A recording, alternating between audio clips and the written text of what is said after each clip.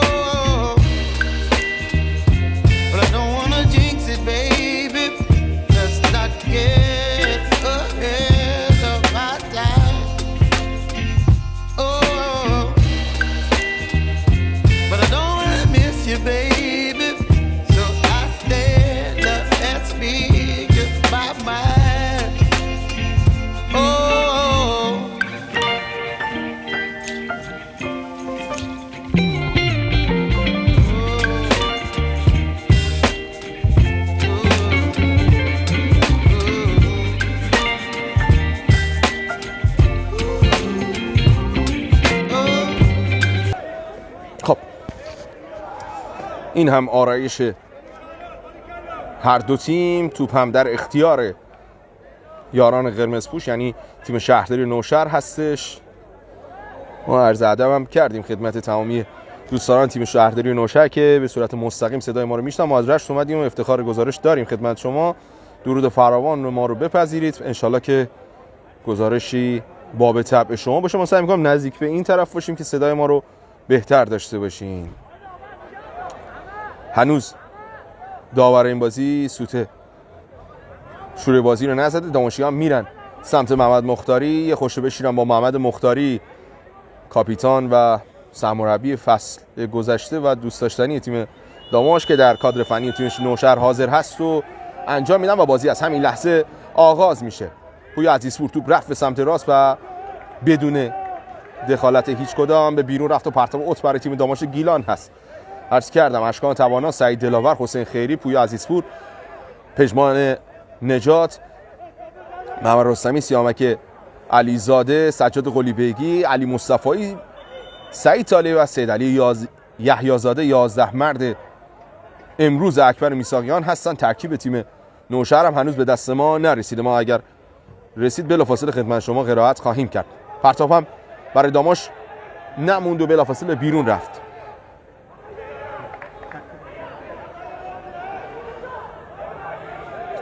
پرتاب انجام میشه.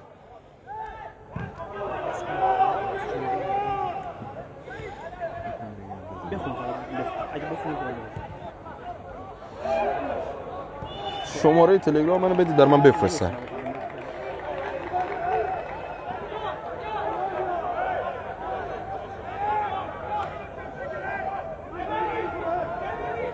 خب ما در تلاشیم که بتونیم ترکیب دو تیم رو بگیریم. یه ضربه خطا از کنارهای زمین به سود تیم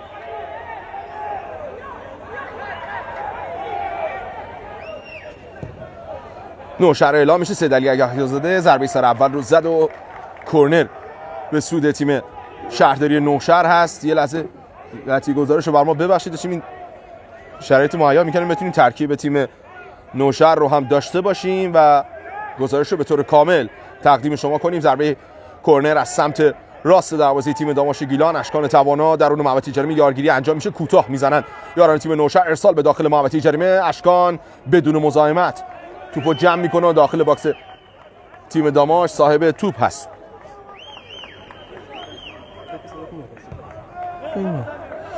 حالا اشکان میزنه، گویا یه مشکلی هم داره خود اشکان توانا. همین ثانیه های ابتدای بازی یا نایه کتف راست دچار مشکل شده. کادر پزشکی تیم داماش گیلان هم در صحنه حاضر میشه تا به مشکل اشکان توانا رسیدگی کنه.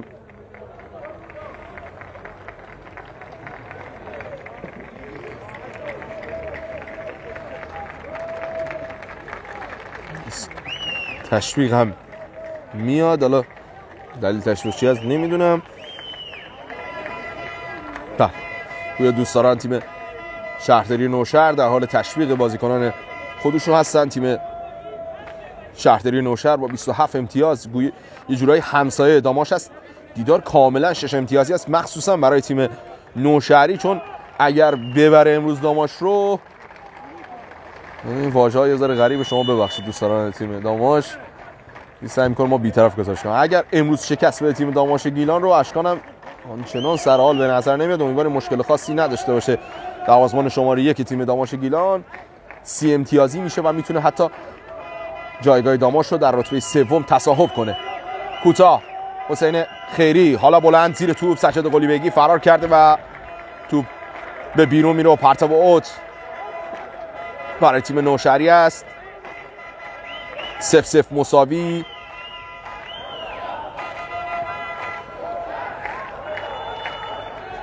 خطا روی سجاد قلیبیگی، یار تازه اضافه شده به داماشی ها، اعلام میشه و ضربه خطا. همینطور که مستحضری تیم شهرداری نوشهر در فصل 99 1400 با قهرمانی در لیگ 3 به مسابقات لیگ دسته دوم پا گذاشته و امسال در گروه بی جدال تنگاتنگی رو تقریبا با داماش و سایر رقبای خودش داره. یه پاس به جلو بین راه بازیکن داماش قطع میکنن، پاس هم تو به بیرون میره و پرتاب همون حوالی سمت راست خط دفاعی تیم داماش گیلان. نه در سایر دیدارها اگر اتفاقی بیفته حتما خدمت شما عرض خواهیم کرد.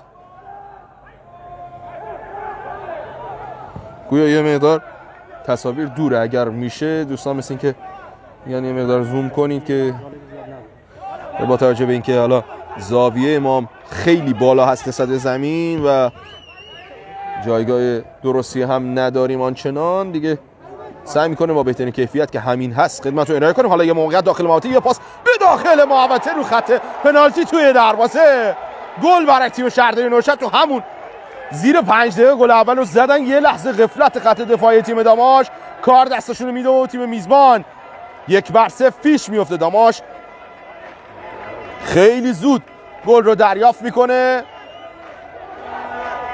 چند یه لحظه همه ول کردن کامل. گل اول زده میشه و کدام بازیکن نامش رو نمیدونم، هنوز این لیست رو به دست ما نرسوندن. محمد صابری پور گل اول رو به ثمر رسونده و تیم شهرداری نوشهر گلم هولوش 3 دقیقه یا 4 دقیقه از زمان بازی سپری شده و به ثمر رسونده و تیم میزبان 1-0 پیش است. خب لیست تیم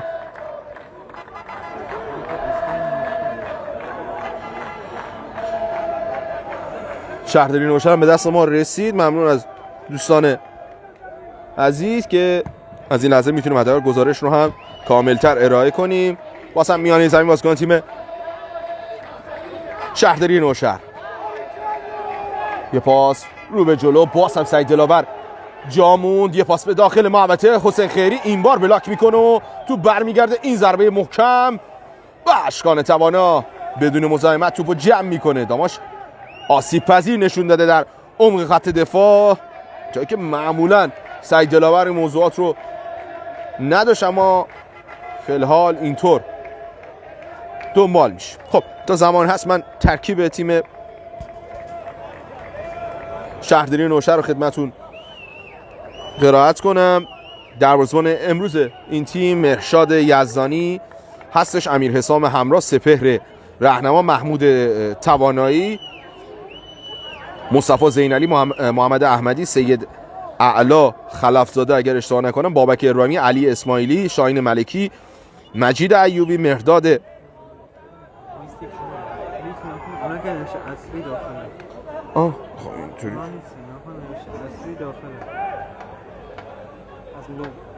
ما مثل این که لیست ایرادی داره. حالا یه بار دیگه ما لیست رو نگاه کنیم.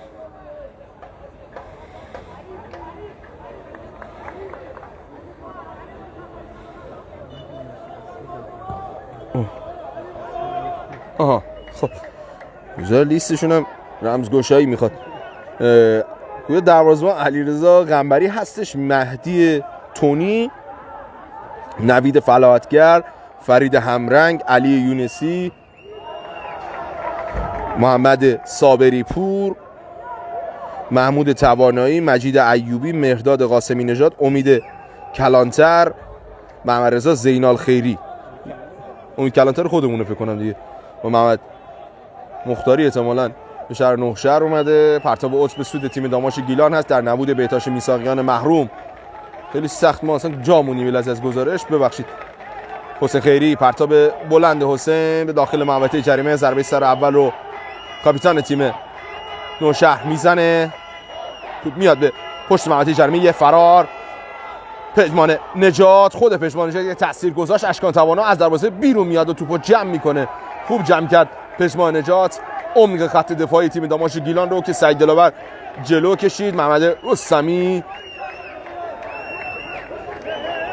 سعی میکنه تمرکز رو در تیم افزایش بده، باز هم سید علی یحیی‌زاده موفق در زدن ضربه سر. حسین خیری خطا، بازی خطرناک حسین خیری یا خطا آفساید. بله آفساید اعلام شد، خطا نیست، آفساید به سود تیم داماش گیلان هست. نتیجه 1-0 به سود میزبان یعنی تیم شهرداری نوشهر هست و هولوش دقیقه 3 گل زدن و داماشی ها فعلا بازی رو عقب هستن.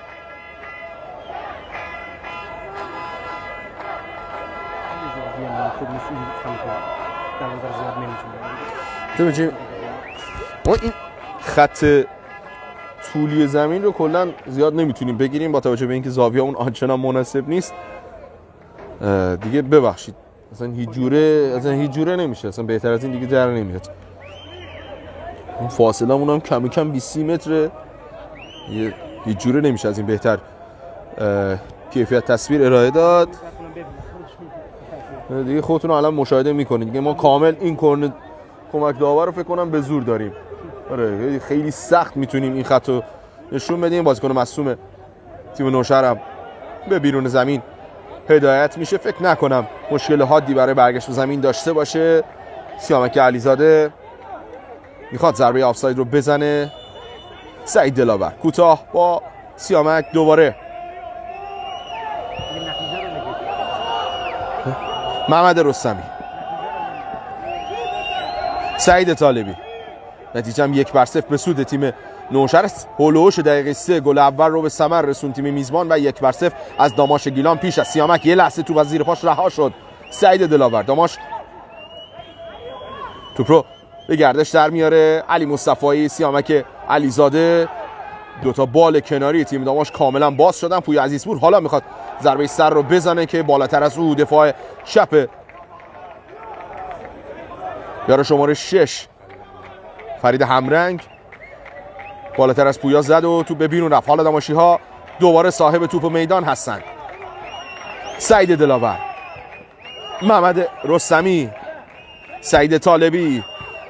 یه مثلث شکل گرفت پژمان نجات، مثل که فصل گذشته هم در ترکیب داماشی ها حاضر بود. سیامک علیزاده پاسای تکسر به داماشی ها، فعلا اونها رو صاحب توپ و میدان کرده. حسین خیری، حالا سجاد قلی بگی، پاس تکسر به سجاد، میتونست یه لحظه نگه داره اما عجله میکنه و توپ از کنار زمین به بیرون میره و پرتاب اوت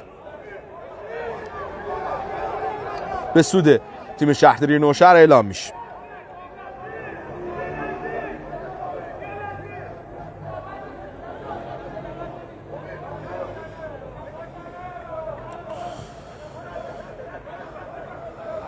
تهدیدارهای همزمان. الان من یه سایتی که هم دارم نگاه میکنم، بازی ساعت 14 مثل که همه قرار شروع بشه. حالا ما که 14:30 شروع کردیم، 14:30 ببینیم بقیه چه تایمی شروع کردن. یه ضربه خطا به سود تیم داماشی ها اعلام شد. در سایر دیدارها تیم شهدای زرکان کرج با شهرداری بندرعباس دیدار میکنه. کیانسام میزبان مناطق نفخیز جنوب هست. آریو میزبان شهرداری بم، مثل نوین کرمان نیرو زمینی تهران. شاهین تابان بوشهر شهدای بابلسر. شهرداری نوشهر و داماش که داریم گزارش خدمتون تقدیم میکنیم و شهید قندی و شهرداری ماهشهر. آخرین دیدار به طور همزمان تمام بازی ها قرار بود آغاز بشه. سعید طالبی پشت ضربه خطا هست. بپردازیم به گزارش بازی. ارسال سعید به داخل محوطه. سید علی یحیی‌زاده تو اومد به کنار محوطه جریمه. سعید دلاور میرفت که اشتباه خط دفاعی یه جورای جبران بشه، اما دروازه‌بان توپو در آغوش گرفت و هنوز نتیجه 1-0 به سود میزبان هست. حالا سیامک علیزاده، ضربه دروازه‌بان آنچنان کیفیت لازم رو نداشت و سیامک توپو به بیرون فرستاد و پرتاب اوت از مقابل نیمکت تیم داماش گیلان انجام میشه.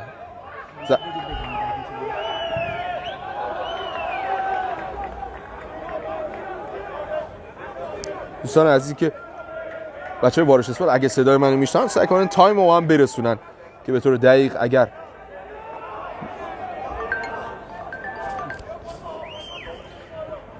20 دقیقه گویا زمان بازی سپری شده. نتیجه 1-0 به سوی تیم میزبان هست. محمد رستمی اشاره میکنه که توپ باید به سوی داماش باشه، اما داور خلاف نظر او رو داره و کرنر از سمت راست باید به روی دروازه ارسال بشه یا پرتاب اوت به سوی تیم نوشهر هستش.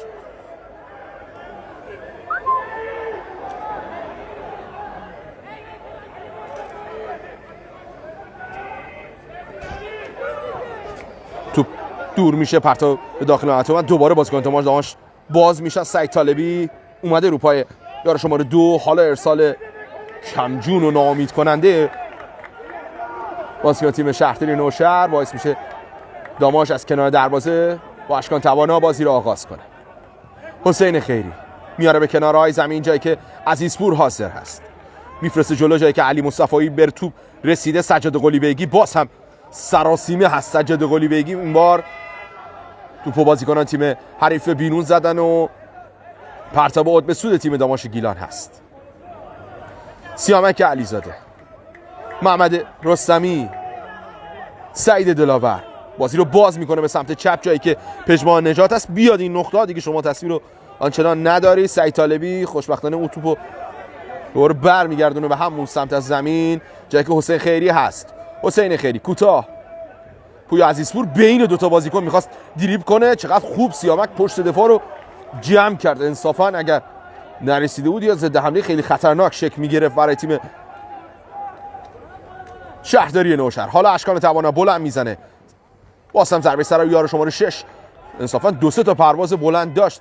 همرنگ اسم این یه دونه رو یاد گرفتیم. این لیست شما رمزگشایی میخواد، یه سخت مسلط شده. بازم پرتاب اوت به سود تیم داماش. محمد صابری پور زننده گل، تنها گل بازی تو بیرون فرستاد. پرتاب اوت به سوی داماش است. یک فرار، یه اشتباه دروازه‌بان و چه ضربه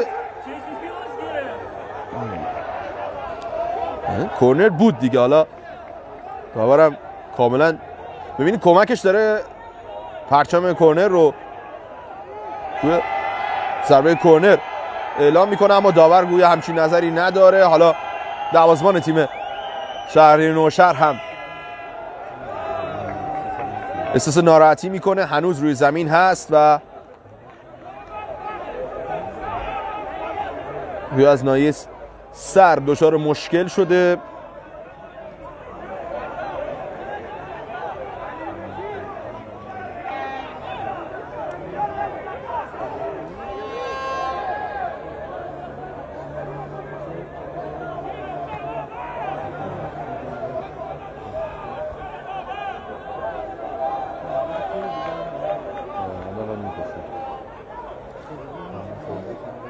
هنوز دروازه‌بان تیم نوشهر علیرضا قنبری از جا بلند نشد، حالا بلند میشه و هنوز سر خودشو داره دروازه‌بان شماره 1. داورم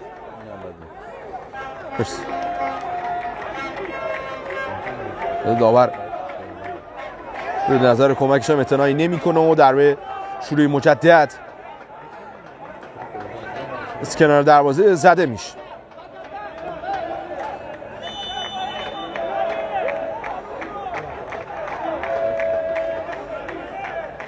علیرضا قنبری حالا بلند به توپ ضربه میزنه و توپ به میانه زمین میاد. سیامک علیزاده یا همرنگ، باز هم همرنگ به توپ ضربه میزنه. پویا عزیزپور پرس و باعث میشه که توپ بیرون بره و پرتاب اوت به سوی تیم داماش گیلان هست. 1-0 به سود میزبان. صابری پور گل نخست این بازی رو به ثمر رسونده و هنوز توپی بعد از گل اول از خط دوتا دروازه عبور نکرده. حالا خطا حسین خیری، دقیقاً خط میانه زمین جایی هستش که او میخواد خطا رو بزنه. بلند یا کوتاه میاد به مقابل محوطه جریمه. سید علی یحیی‌زاده ضربه سر اول رو زدن. سعید طالبی تعادلش به هم میخوره، یه برخورد هم داشت با یار شماره 70. همرنگ توپو نگه میداره. هر دو تا بازیکن از جا بلند میشن، اما بازی جوان مردان رعایت میشه. داماشی هم احتمالاً توپ رو در اختیار تیم حریف قرار میدن. خب یه لیست راحت‌تر به دست ما رسید خدا رو شکر.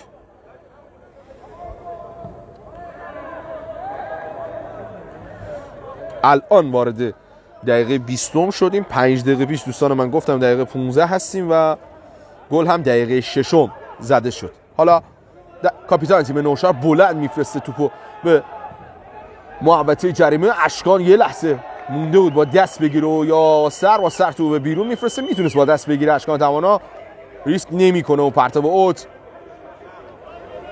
برای تیم شهرداری نوشهر هست. یار شماره 27 پیام توانایی، بازیکن فصل گذشته تیم داماش گیلان که لیگ 3 رو تو دور اول با محمد مختاری زیاد بازی میکرد. حالا پیام بلند میفرسته داخل محوطه جریمه. یه لحظه همه بازیکن قاطی میکنن. یک بار دیگه به توپ ضربه میزنه مجید ایوبی، کاپیتان تیم شهرداری نوشهر که این بار خیلی تو فاصله داشت و زمینی از کنار دروازه به بیرون رفت. اشکان توانا دوباره بازی رو آغاز خواهد کرد، این بار بلند. تمام بازیکن داماش جلو میکشن. کجا فرستاد؟ برای پژمان نجات. پژمان هم نتونست به توپ ضربه بزنه. حالا توپ میاد به سمت راست، جایی که شما زیاد نمیتونید ببینید. یه پاس خطرناک میرفت که قاطی کنن که یه پاس گل داره انگار میده. ببینیم داماشی ها. سیامک علیزاده باز هم میاد جمع میکنه توپای دوم رو. انصافا سیامک امروز در جمع کردن توپای دوم خیلی خوب عمل کرده. حسین خیری توپ میاد جایی که ایوبی حاضر هست. همرنگ توپو نگه داشته. حالا به توپ ضربه میزنه یار شماره 44. همچنان درگیری هست. بالاخره توپ رسید به امید کلانتر. امید کلانتری که اینجا هم شماره 70 میشه. یه تک دوباره زده میشه و توپ این بار در فعل انفعالات میرسه به خط دفاعی تیم شهرداری نوشهر. یه بار دیگه توپ میاد به همون حوالی سمت چپ. درگیری ها بر سر مالکیت توپ. ببینیم فعلا پیام توانایی یک بار دیگه ارسال به داخل محوطه، ضربه سر رو میزنه یار شماره 10 و اشکان توانه توپو در اختیار میگیره.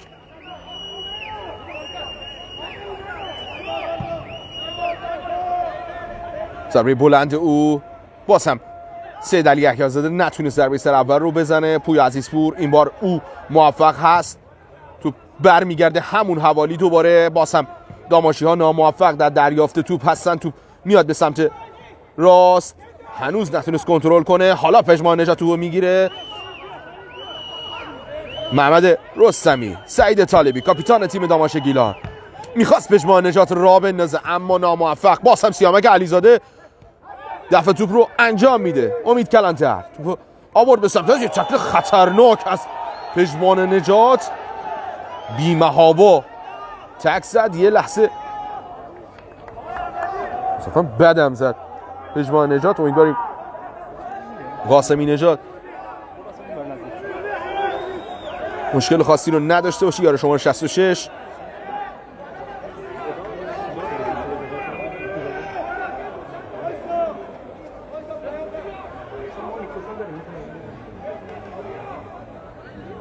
هنوز از جا بلند نشده. حالا داور اجازه ورود کادر پزشکی تیم نوشهر رو به زمین میده. یه لحظه چرخید و پژمان نجات قبلش تک زده بود. انصافا قصد پا نرفت اما خیلی بی‌محابا و بدون احتیاط تک زد پژمان نجات.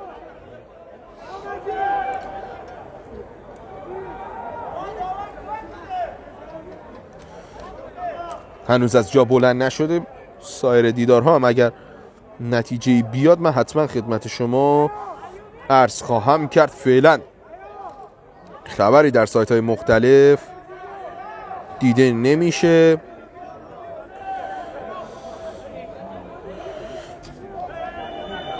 پیام توانایی و کاپیتان ایوبی.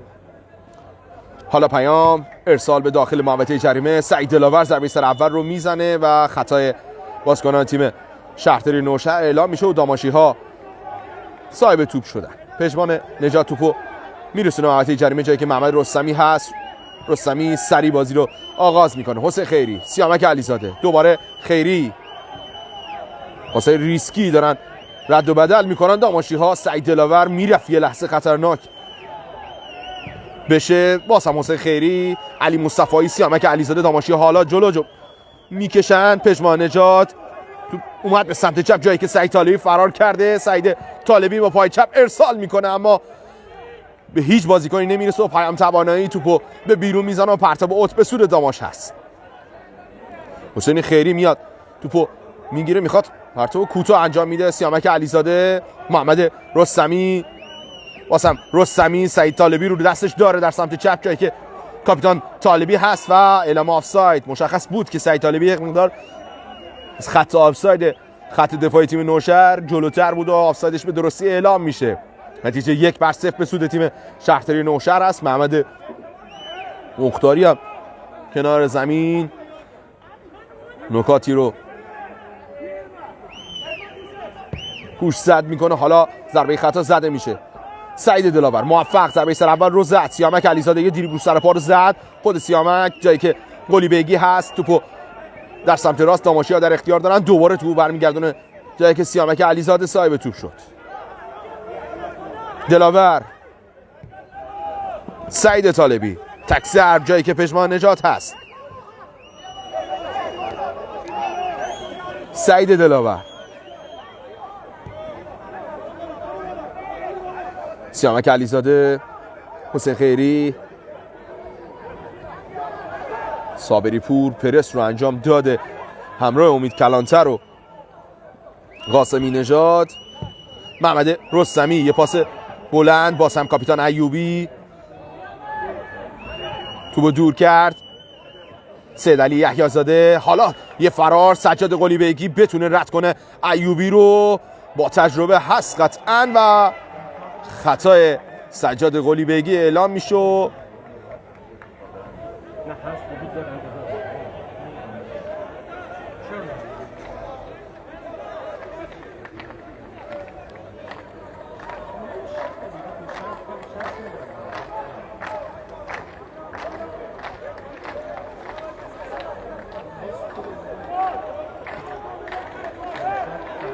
هنوز ضربه خطا زده نشده. ایوبی با تعلل مکس بسیار، داورم برای دومین بار سود زد و حالا توپ زده میشه چون یه جورای اتبه اوتش کرد.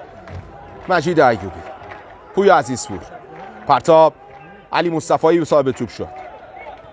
سیامک علیزاده، امید کلانتر پرس رو انجام داده. محمد رستمی یه چرخش همرنگ پرس میکنه و محمد رستمی زرنگی میکنه و خطا رو میگیره. میانهای زمین صاحب یک ضربه خطا شدن داماشی ها. سعید دلاور کوتاه سمت چپ پژمان نژاد،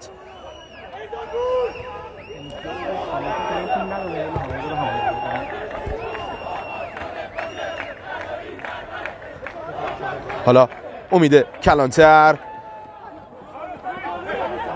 علی مصطفی، امید کلانتر فصل گذشته دیدار رفت و برگشت پلی آف، هر دو پلی آف واقعا عالی بازی کرد و قطعا خاطرات خوشی رو برای داماشی ها یادآور هست. بازیکنی که این فصل در تیم شهرداری نوشهر توپ میزنه همراه محمد مختاری. یه خطا، همه اعتراض میکنن، تمام کادر فنی تیم نوشهر. داورم دست به جیب شده و یه کارت زرد فکر کنم امید کلانتر کارت زرد داد. یه لحظه همه نیمکت صداشون در اومد. سرمربی تیم نوشهر هم هنوز معترض هست، آقای کنعانی اگر اشتباه نکنم. محمد مختاری، پژمان نژاد، سعید طالبی، نفوذ در سمت چپ. سعید طالبی علی مصطفی رو میبینه، خود علی مصطفی، حالا سیامک علیزاده، پاس بلند او به جایی که عزیزپور است. پاس دقیقاً رفت جایی که عزیزپور انتظارش رو میکشید. حالا حسین خیری، ارسال بلند داخل محوطه. قنبری از دروازه بیرون میاد و مسلط توپو جمع میکنه.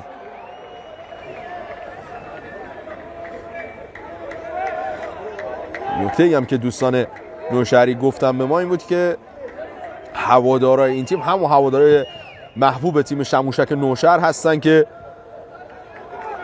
این تیم رو تشویق می‌کنه، امتیاز رو اما به طور رسمی به تیم شهرداری ندادن، اما این تیم با همان ریشه در مسابقات لیگ دسته دوم کشور حاضر هست.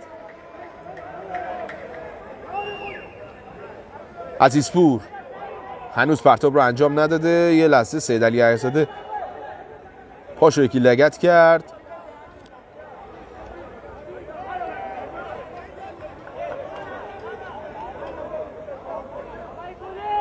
گویا زینال خیری بازیکن ناماشنای تیم شهرداری نوشهر. حالا پرتاب انجام میشه. عزیزپور جایی که سعید دلاور حاضر هست تو میاد. حسین خیری رو به عقب، اشکان توانا. خیری این بار بلند میزنه. سجاد قلیبیگی. پیام که باز هم بیرون زمین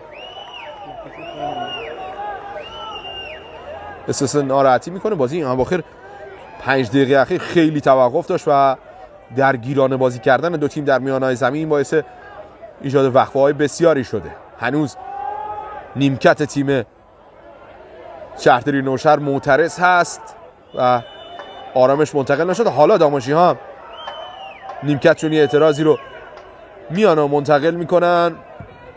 ایوبی، پژمان نژات، توپ میاد به سمت راست جایی که یار شماره 2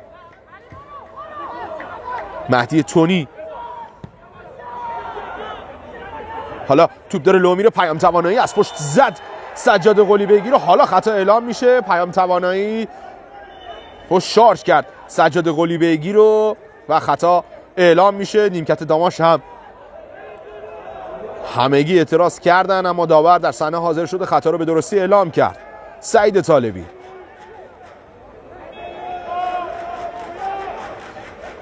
سعید طالبی ضربه خطا حالا زده میشه، میاد به مقابل محوطه جریمه. اصلا سانت خوبی نبود.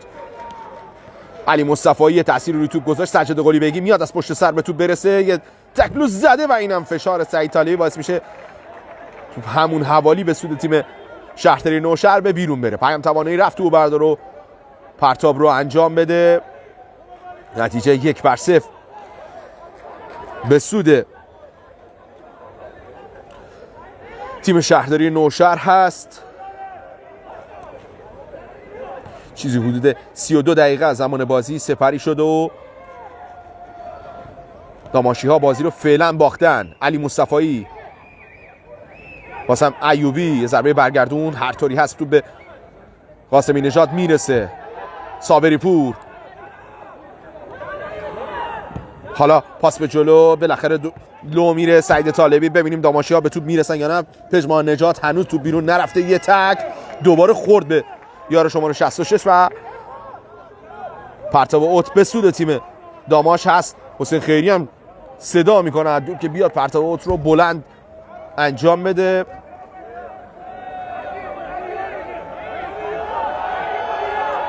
سرزنهای داماش هم جلو کشیدن. سعید دلاور و سیامک علیزاده و سیدعلی یحیی‌زاده در محوطه حاضر هستن. ایوبی، باز هم سیدعلی یحیی‌زاده رو زمین میفته.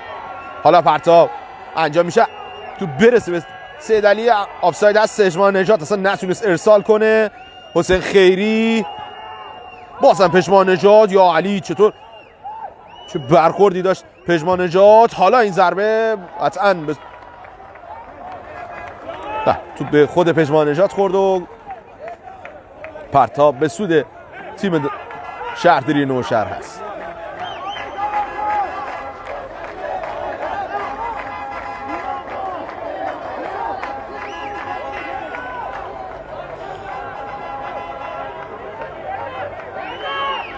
پرتاب اوت هنوز انجام نشده. سعید دلاور تو بر میگرده. ایوبی ضربه سر اول رو بالاتر سیدعلی یحیی‌زاده میزنه. علی مصطفایی تو از دست داد. پاسای تک ضربه بازیکنان تیم شهرداری نوشهر. حسین خیری حالا با سر تو میرسونه به جایی که عزیزپور حاضر هست. پویا عزیزپور، تکل او و پرس بازیکن تیم نوشهر نتیجه میده و سابق پرتاب از سمت چپ شدن. پیام توانایی میاد جلو تا پرتاب رو انجام بده. داور چهارم اشاره میکنه که زیاد جلو نره پیام. حالا پرتاب رو انجام میده پویا عزیزپور. یه برخورد داشت، دوباره میاد جایی که یار شماره 6 هست و خطا هم اعلام شد و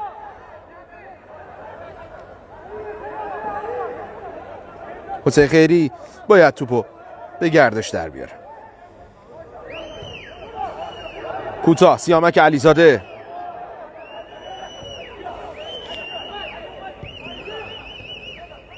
علی مصطفی، پویا عزیزپور، سید علی یحیی‌زاده، ضربه سر سعید طالبی داخل محوطه خود سعید طالبی، یه لحظه توپ از پاش جدا میشه، خود سعید طالبی خورد به دست کاپیتان تیم.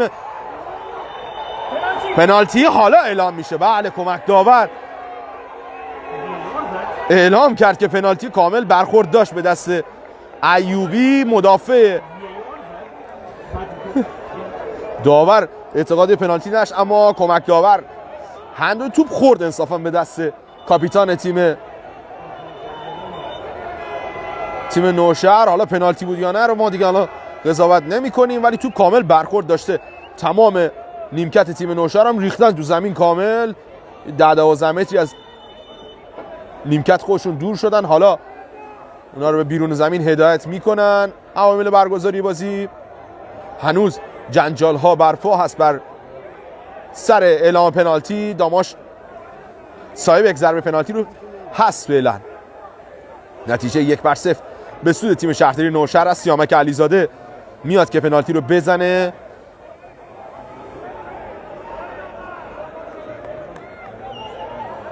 پنالتی زن اول فصل گذشته و این فصل تیم داماش گیلان. سیامک علیزاده تو برخورد داشت به دست مجید ایوبی، تکلم زده بود. حالا کمک داور برخلاف داور پنالتی رو اعلام کرد. امیدوارم کیفیت تصویر و زوم طوری باشه که بتونید صحنه پنالتی رو کامل ببینید. عزیزان بیننده، سعید طالبی هنوز صحبت میکنه. مجید ایوبی من کاپیتان خوش اخلاقی هم نشون داده. حالا قنبری هم تشویق میشه. ضربه پنالتی به سود تیم داماش گیلان.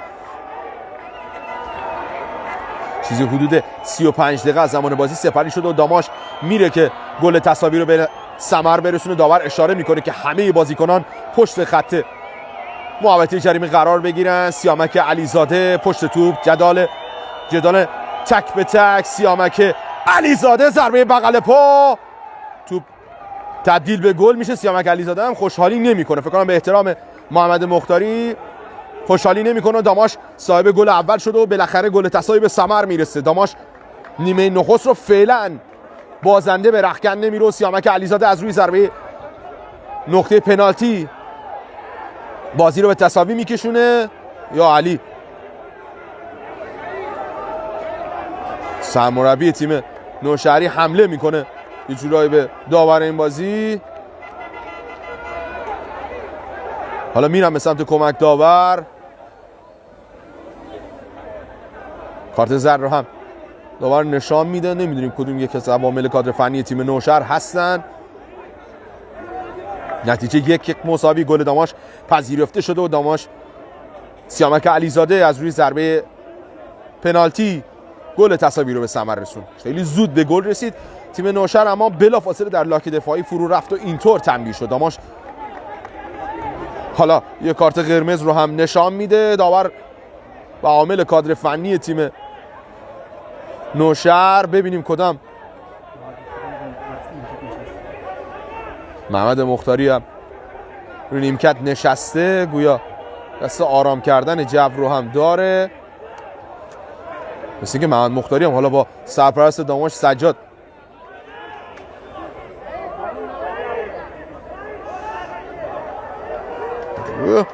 سرپرست ما هم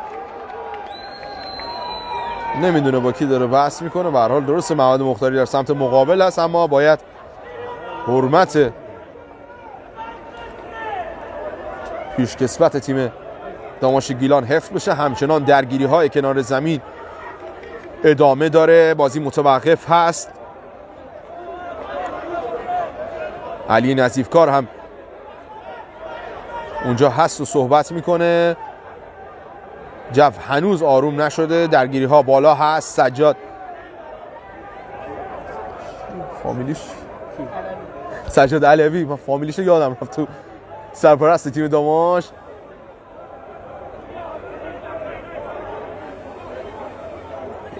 بازی واقعا جوندار داشت، دنبال میشد. یکاش همچین صحنه‌ای نمیدیدیم. بدون جانبداری هم میشه گفت تصمیم داور آنچنان هم مغرضانه و اشتباه نبود. برای تو برخورد داشت اینجور صحنه‌ها. پنالتی معمولا 50-50 است دیگه با پنالتی های هند.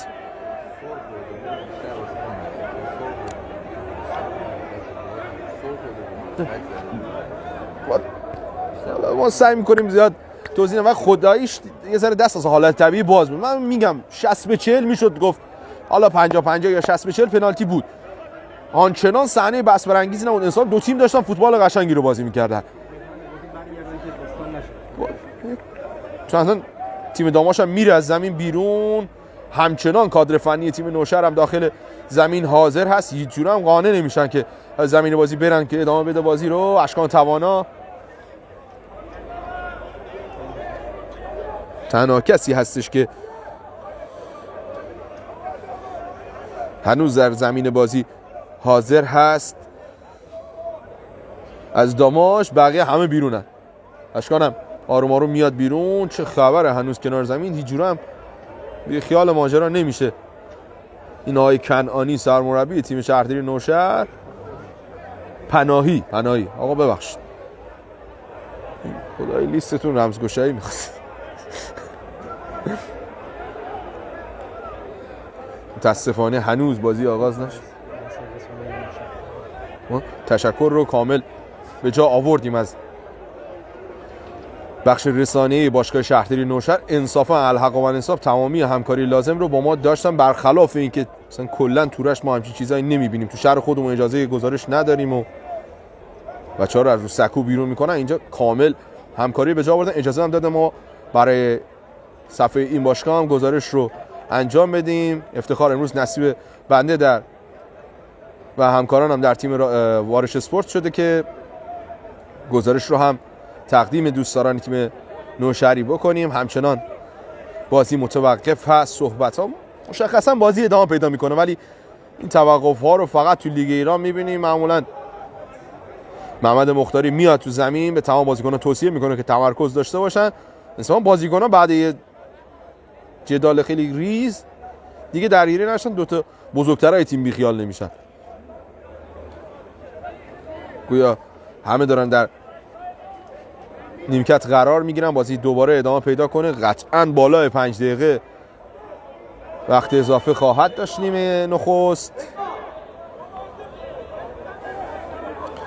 در سایر دیدارها گویا تیم شهدای بابلسر در بوشهر حاضر نشده. با شاهین تابان بوشهر بدون دردسر صاحب 3 امتیاز بعد تفاضل گل مثبت 3 میشه از این بازی. شهید قندی هم یک گل به شهرداری ماشهر زده. اینجا ما 1-1 هستیم. بالاخره بازی رو آغاز میکنن یا نه؟ هنوز 50مین دقیقه. بعد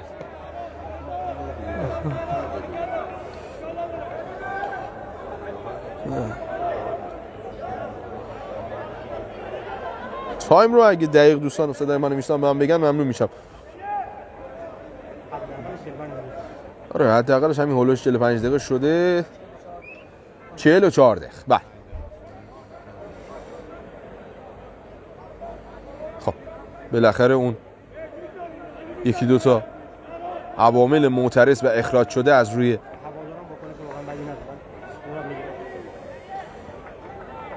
نیمکت تیم حریف راضی میشن که زمین بازی رو ترک کنن. حالا بازی آغاز میشه.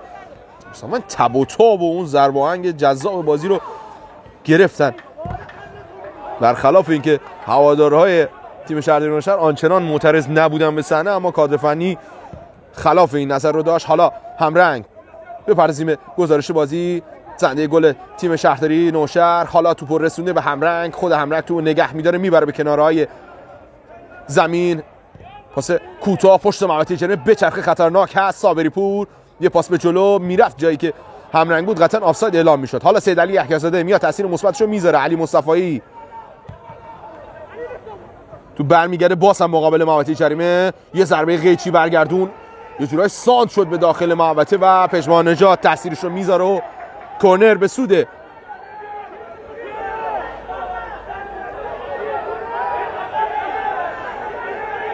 سود تیم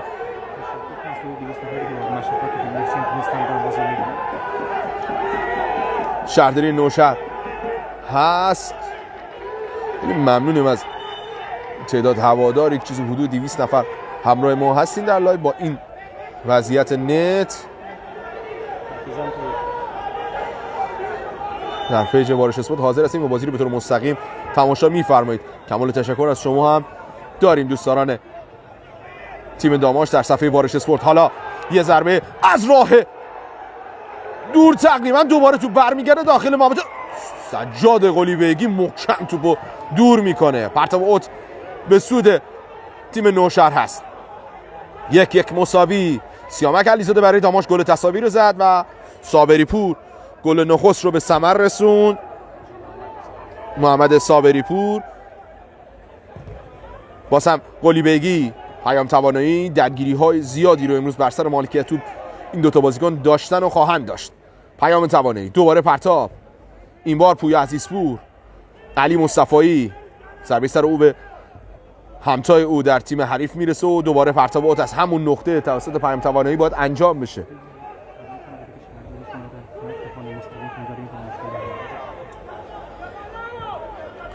سیدعلی یحیی یه لحظه تعلل کردن دوتا مدافع تیم نوشهر، اینم خطا، واسم خطا به روی سیدعلی یحیی. این بار کارت زرد رو نشان میده داور این بازی به ایوبی. لمس‌های پشت هم به داور بازی. قشنگ تشنج نیمکت ها به داخل زمین منتقل شد، برخلاف اینکه بازی با اون که درگیرانه بود آنچنان تشنج نداشت. حالا داماشیا صاحب یک ضربه خطا میشن از هولوش 25 متر از فاصله.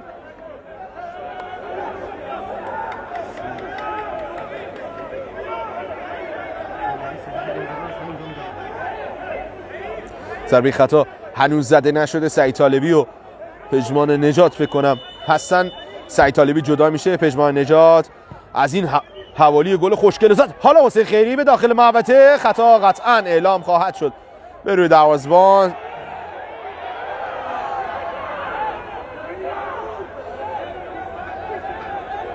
سعید دلاور او هم احساس ناراحتی میکنه، برخورد ناخواسته بود با علیرضا قنبری. سیامک علیزاده هم میره دلجویی میکنه. بشه دوتا بازیکن. من اوقات تلف شده رو ندیدم اعلام شده یا نه، اگر اعلام شد با هم برسونن. قنبری تو میاره جلوتر و حالا به توپ ضربه میزنه عزیزپور. قلیبیگی همرنگ او توپو گرفته، توپ رفته بیرون یا نه؟ نه. حالا به بیرون میره و پرتاب اوت به سوی تیم داماش از مقابل نیمکت خودی. تماشی ها صاحب یک پرتاب شدن. اکبر میساقیان توپو حالا تقدیم پویا عزیزپور میکنه. عزیزپور پیام توانایی قطعا خطا هستش و گفتم سجاد قلیبیگی و پیام توانایی تا آخر بازی زیاد از این درگیری ها خواهند داشت. علی مصطفی واسم پژمان نژاد میاد به سمت مقابل از سمت راست. پژمان نژاد با پای چپ توپو خواهد فرستاد. میلا صفایی هم یه نکته‌ای رو همون کنار آبش منتقل میکنه. پژمان نژاد کوتاه، پیام توانایی توپو دور میکنه. سانتش خوب نبود پژمان نژاد. حالا یه ضد حمله میخواد شک بگیره، خوبم داره حرکت میکنه. امید کلانتر ببینه در سمت راست قاسمی نژاد رو. حالا محمد رستمی خطا اعلام شد.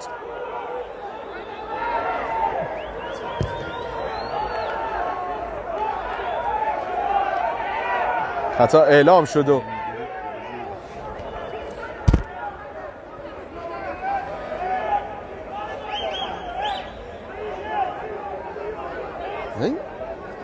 حیف، واقعا حیف. جو ورزشگاه و زمین خیلی خوب بود انصافا.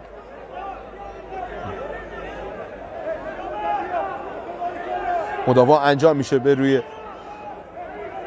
قاسمی نژاد، هنوز از روی زمین بلند نشده.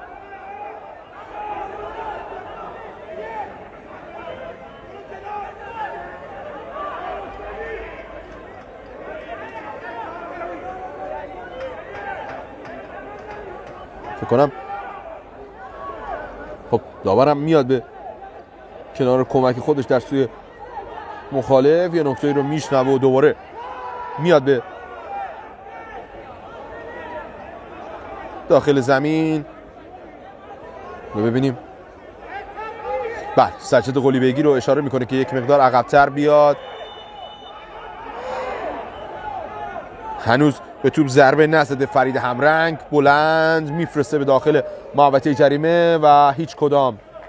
توپ از کنار دروازه به بیرون رفت. از کنار دروازه اشکان باید بازی رو به گردش در بیاره. دروازه‌بان تیم داماش گیلان. نتیجه 1-1 مساوی هست. داماش از روی نقطه پنالتی و تیم شهرداری نوشهر در دقیقه 6 گل اول رو از همون حوالی اما با یک ضربه در جریان بازی به ثمر رسون.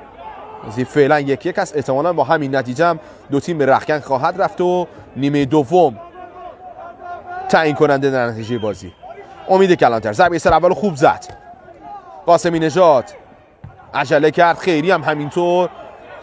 سجاد قلیبگی از دروازه خارج شده، قنبری زرنگی کرد و توپو خیلی خوب جمع کرد، ریسک نکرد. پیام توانایی یه تو سر توپ جا گذاشت قشنگ علی مصطفایی رو.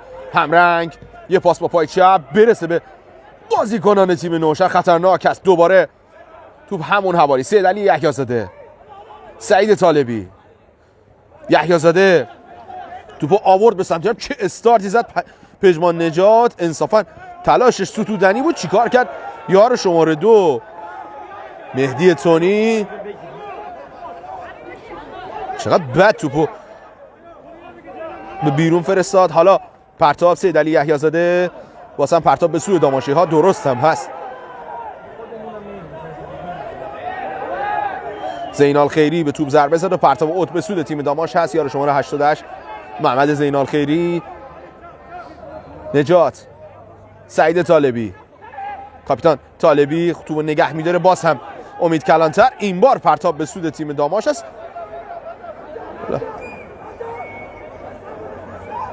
تونی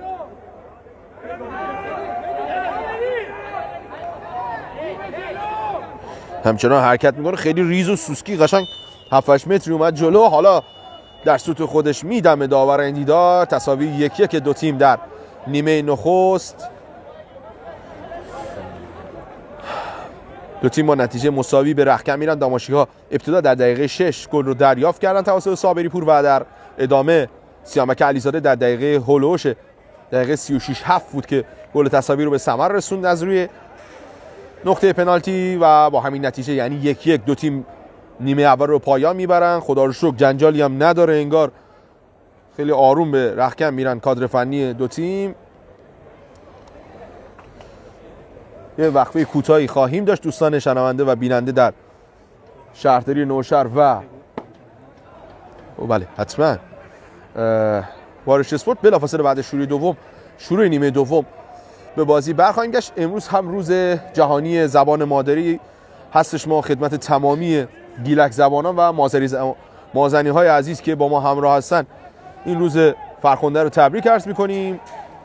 پاینده باد شمال. و باز هم تشکر میکنیم از کلینیک الماس که در این فصل رقابت ها به عنوان اسپانسر در کنار وارش اسپورت هست و هر طوری هست شرایط رو برای گزارشات و امور رسانه‌ای برای وارش اسپورت مهیا میکنن. یه از اون گوشه زمین جنجالی پاشون من حواسم پرت شد. مرسی.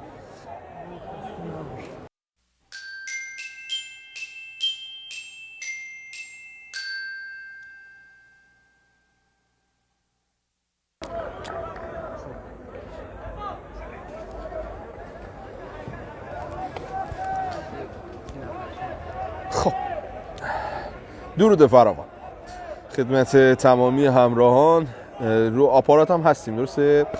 عرض ادب مجدد خدمت تمامی همراهان ما در وارش اسپورت، دوستان تیم داماش گیلان از رشت و همراهان ما در آپارات اسپورت و هواداران تیم نوشهر که از اونجا بازی رو میبینن. عرض ادب داریم مجدد روز زبان مادری رو خدمت تمامی بزرگواران هر دو شهر، هم مازندران هم گیلان، نگین شمال، تبریک عرض میکنیم. یک جورایی میشه این بازی، اسم این بازی هم دربی کاسپیان گذاشت. این یه جمله هم بگم روز همین ماری زبان روز مبارک. من گفتم همین گیلکی خوب نیه، ولی خب هر نظرم تبریک بگم. نیمه دومم بازی در حال شکل‌گیریه که شروع بشه. داورام به زمین بازی دارن میان. هنوز دو کمک قاضی میدان جای خودش رو مستقر نیستن. نیمه نخست رو داماشی ها 1-1 مساوی کردن تقریبا حوالی آخرای نیمه اول.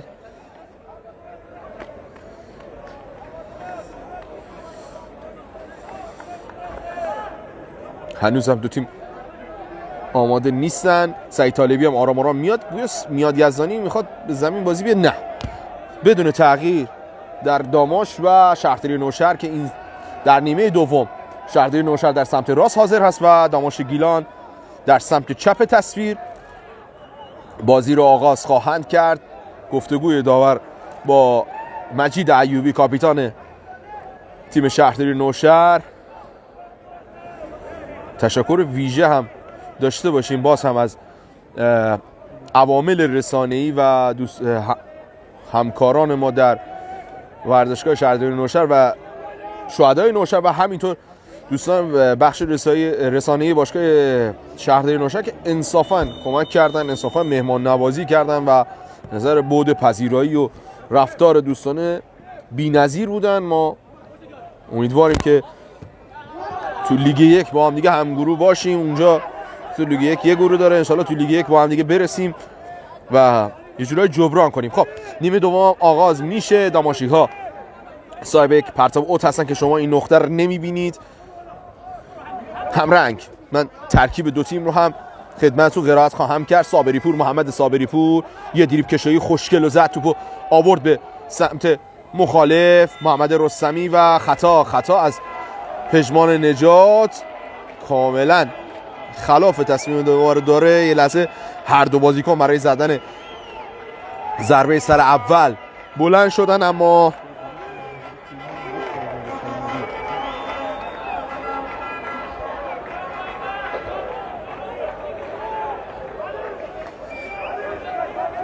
هنوز شرایط برای اعلام ترکیب دو تیم مهیا نیست. داور در تصمیم خودش مصمم هست. سیامک علیزاده داره بهش میگه که خطا نبوده. هر دو بازیکن بلند شدن برای ضربه سر، اما داور خطای پژمان نجات رو اعلام کرد. دیوار دفاعی داماش هم همه ول کردن، یا علی کسی حواسش هم نیست. ببینیم صحنه حساس و نفسگیر به کجا خواهد رسید. اشکان درون دروازه آماده هستش. میکنم پیام توانایی هم هست که داره ضربه خطا رو میزنه. ضربه یه لحظه اصابت میکنه به دیوار دفاع. این ضربه برگردون آفساید اعلام میشه، اما توپ با اختلاف اندک از بالای دروازه داماش گیلان بیرون رفت. یه لحظه موقعیت حساس و نفسگیر بود.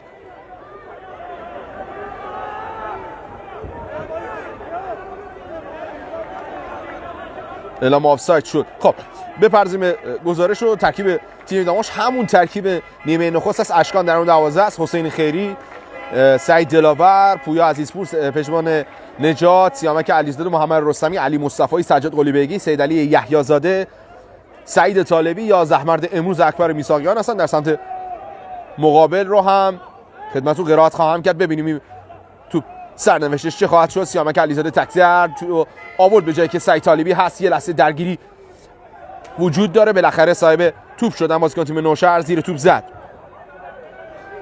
تونی دوباره تو برمیگرده. امید کلانتر رو به عقب جایی که تونی هست. حسین خیری مهدی تونی دفاع راست تیم نوشهر هست.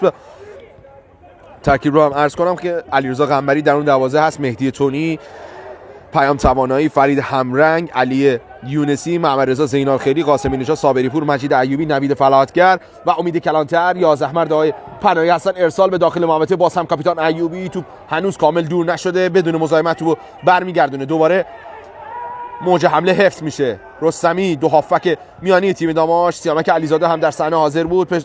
پویا عزیزپور یه لحظه برخورد داشت با پیام توانایی.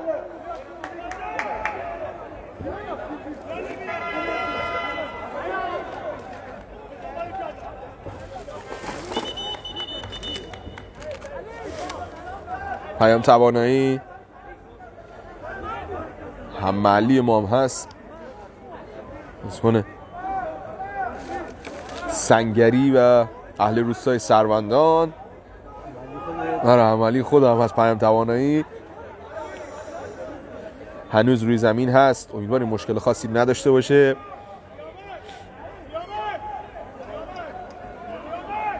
اشکانم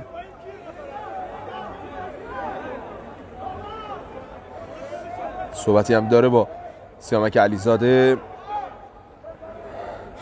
هنوز پیام توانایی از جا بلند نشده، تعویضی هم در ترکیب دو تیم انجام نشد. بریم ببینیم سایر دیدارها چه خبر هست.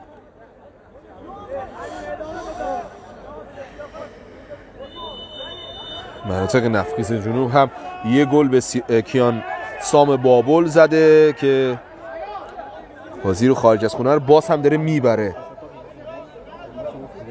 بعد ایوبی، حسین خیری تو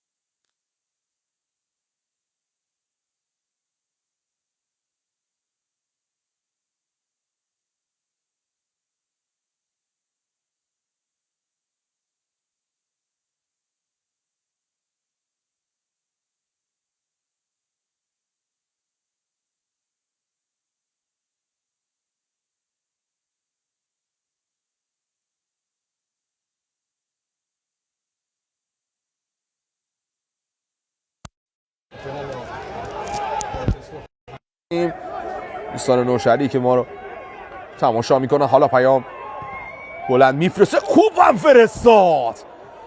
هم فرستاد ضربه سر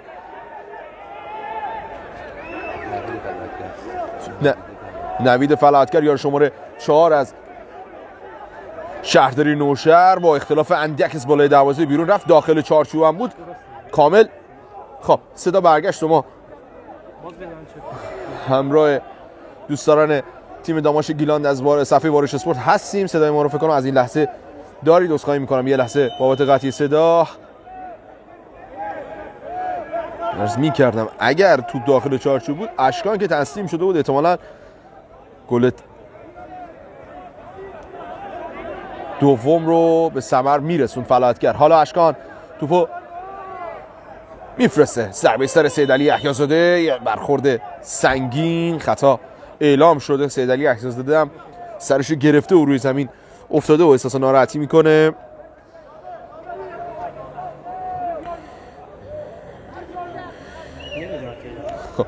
تا توقف وجود داره در بازی. عرض کنم که شهدای زرکان البرز تساوی فعلا 0-0 مساوی است با بندرعباس. کیانساب 1-0 عقب هست مقابل مناطق نفیس جنوب صدرنشین. هنوز ضربه خطا زده نشده. حالا رستمی کوتاه کار میکنه جایی که پژمان نجات است. پژمان بلند میفرسته جایی که حسین خیری رفته و قنبری مسلط توپو جمع کرد. حالا ضد حمله صابری پور توپو نگه میداره. اوه سجاد قلیبگی تعادلش به هم میخوره. حالا توپو میگیره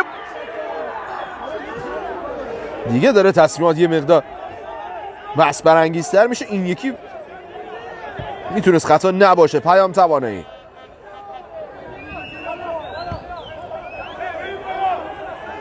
ایوبی بلند، صابری پور ضربه سر او داخل محوطه جریمه. حالا از دروازه بیرون میاد، اشکانو تو جمع میکنه. حسین خیری پای سمت چپشو گرفته و روی زمین افتاده.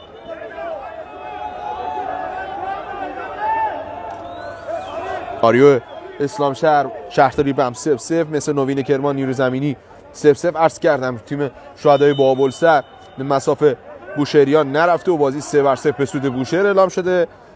شهید قندی هم 1-0 از شهرداری ماشهر پیش از طبق آخرین نتایجی که در سایت‌های مختلف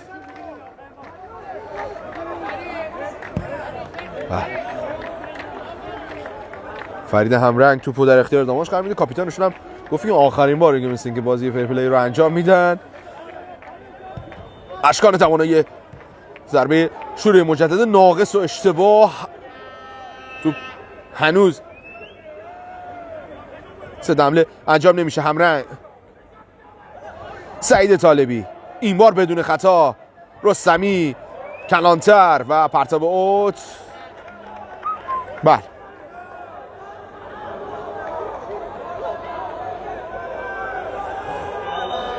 بازم گویا تصمیم داورم تغییر کرده. خطای هندو مثل که اعلام کرد از محمد رستمی. کلا یه مقدار قضاوت در نیمه دوم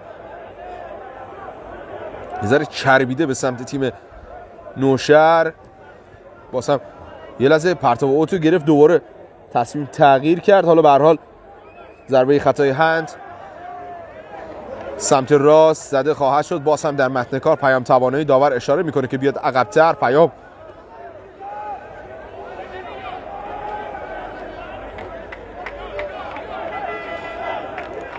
توانایی سوت داور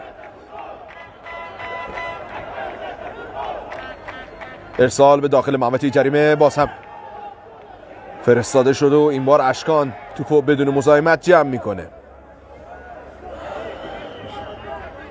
اشکانه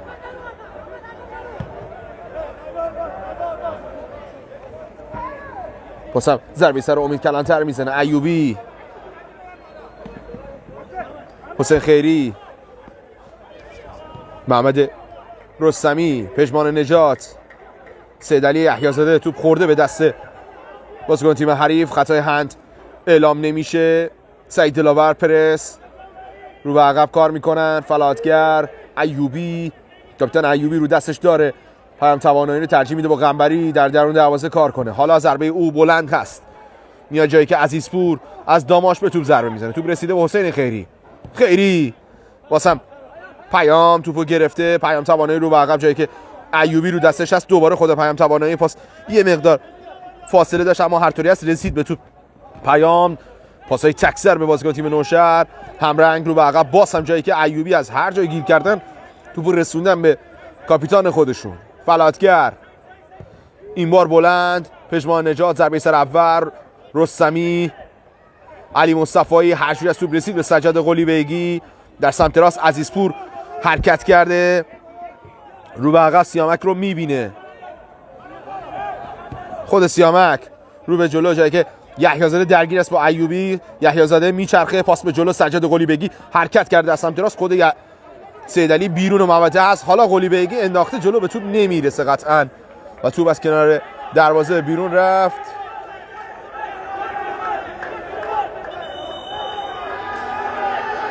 سجاد قلیبگی روی زمین افتاد و یه لحظه احساس ناراحتی کرد. حالا کوتاه با فلاتگر کار میکنه قنبری. پاس به جلو، امید کلانتر. قاسمی نژاد. کلانتر یه لحظه توپو گم کرد. خود کلانتر بین چند بازیکن. سعید طالبی پاشو میزنه و خطا. یا علی چقدر غلط زد امید کلانتر و کارت زرد برای سعید طالبی. کارت زرد رو گرفت از داور واسه سعید امید کلانتر. 10 تا غلط زد، سریع هم پا شد. حتی به درستی اعلام شد سعید طالبی با کارت زرد جریمه میشه. فلاتگر.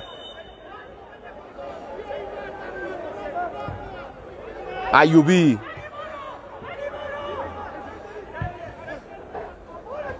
علی مصطفی درس میکنه، پاس به جلو. چه فضایی رو در اختیار دارن بازیکن تیم نوشهر. همرنگ میچرخه با پای چپ، ضربه سر اولو خیلی خوب زد سعید دلاور. سعید طالبی چیز خاصی رو در او در دو نیمه ندیدین. تو به بیرون میره، داور و کمکش با هم با تأخیر پرچم اشاره میکنن که توپ رو باید بازیکن تیم شهرداری نوشهر به گردش در بیارن. پرتاب اوت انجام میشه. قاسمی نژاد تو میفرسته به داخل محوطه جریمه. علی یونسی و چی شد؟ کورنر. تو به بیرون نرفته بود انگار. پشمان نجات رفته بود، تو به بیرون رفته و از بیرون مثل که توپو ضربه زده پشمان نجات و بعد توپ اصابت کرده. 60 دقیقه از زمان بازی سپری شده. داماش شهرداری نوشهر ورزشگاه شهدای نوشهر 1-1 مساوی.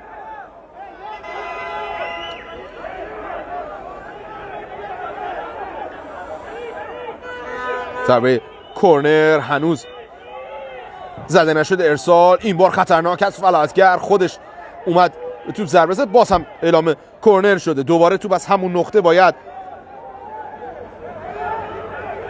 زده بشه.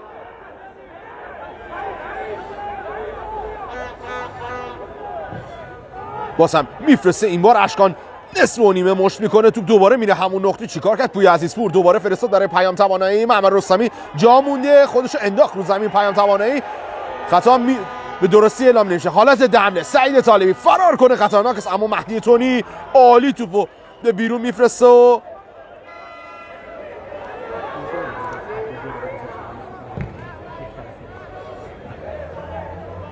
عرض کنم خدمت تمامی همراهان ما در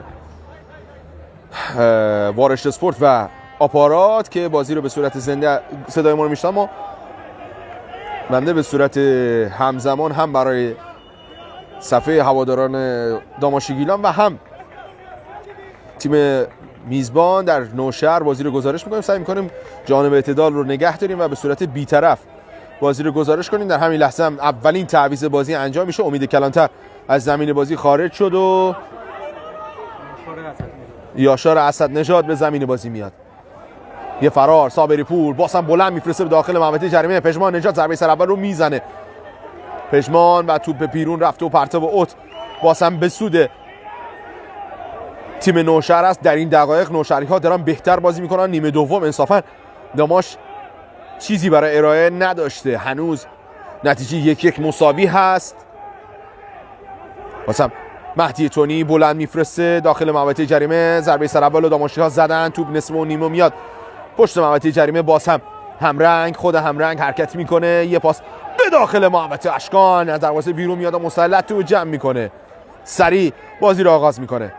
پژمان نژاد واسه کی فرستاد؟ پژمان نژاد سجاد قلیبگی که اصلا نرسیده بود. حالا پاس به عقب پیام توانایی رسیده به قنبری. قنبری دوباره تو برمیگردونه. همرنگ خیری رستمی تمامی هافبک‌های داماش رو در نیمه دوم قشنگ از کار انداخته. کادر فنی تیم نوشهر یه دونه بازیسازی هم نداشتن انصافا تا اینجا.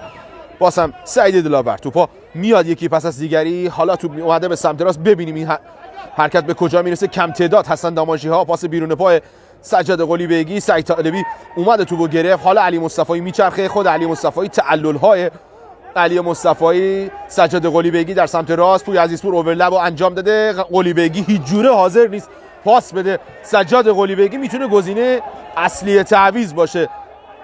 سجاد قلیبگی رو دستش بود.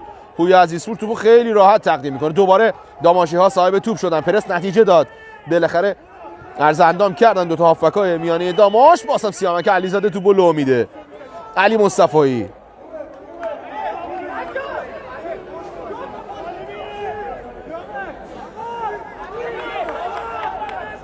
توپ بیرون میره.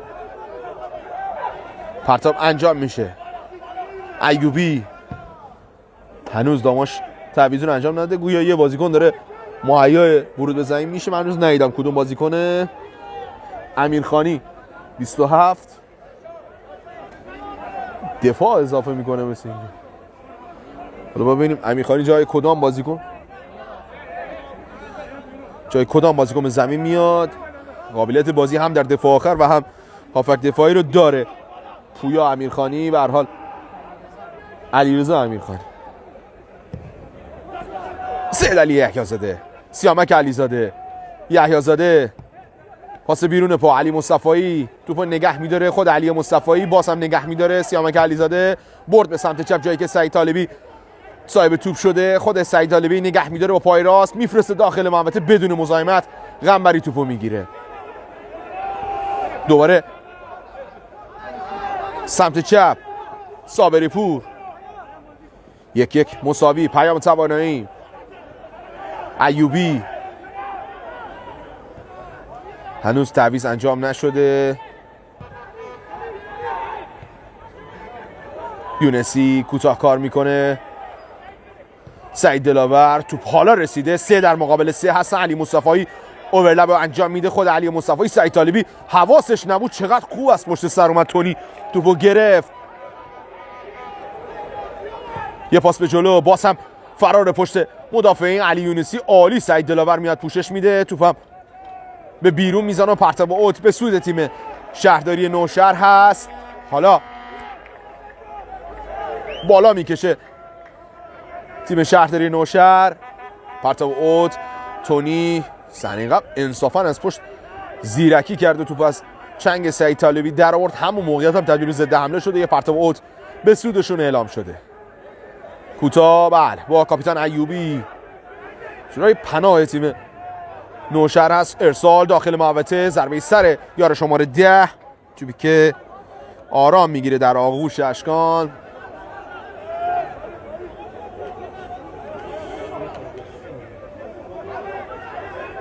66 دقیقه از زمان بازی در نیمه دوم هم سپری شده. داماش 1 شهرداری نوشهر 1. فلاتگر قنبری.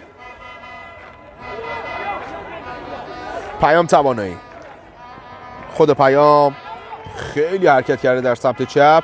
خسته کرده هافبک‌های داماش رو در این سمت و آنچنان نتونسته مثمر ثمر واقع بشه. بازیکن تیم نوشهر سجاد قلیبگی بدون خطا توپو گرفت و خطا را روش مرتکب میشه یار شماره 99.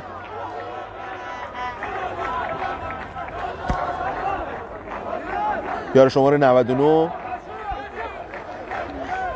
لیست رو نگاه کنیم ببینیم اسم شماره 99 اسمش چی هستش. یاشار اسدنژاد. بله یاشار اسدنژاد یار شماره 99 خطا رو مرتکب شد. باز هم ایوبی ضربه سر اول رو زد. اسدنژاد رو به عقب جایی که پیام توانایی هست تو برمیگردونه. حسین خیری همرنگ. سعید طالبی رو به عقب جایی که پژمان نژاد هست. سعید دلاور یه تیکه تو میفرسته جلو. توپ همچنان روی هوا هست. همرنگ رستمی و خطای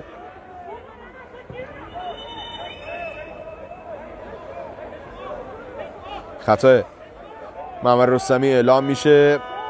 حالا تعویض انجام میشه. سجاد قلیبیگی رو زمین بازی خارج میکنه.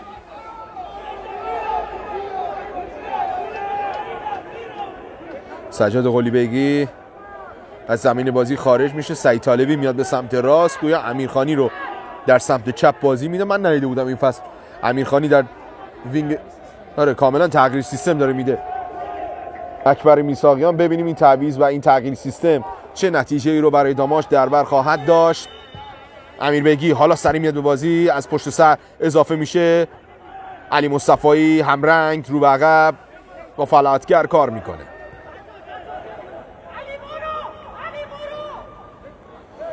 ایوبی، علی مصطفی نفر اول پرس هست. ایوبی میچرخه همچنان نگه داشته. حالا پاس رو میفرسته جایی که پیام توانایی هست اما عزیزپور موفق.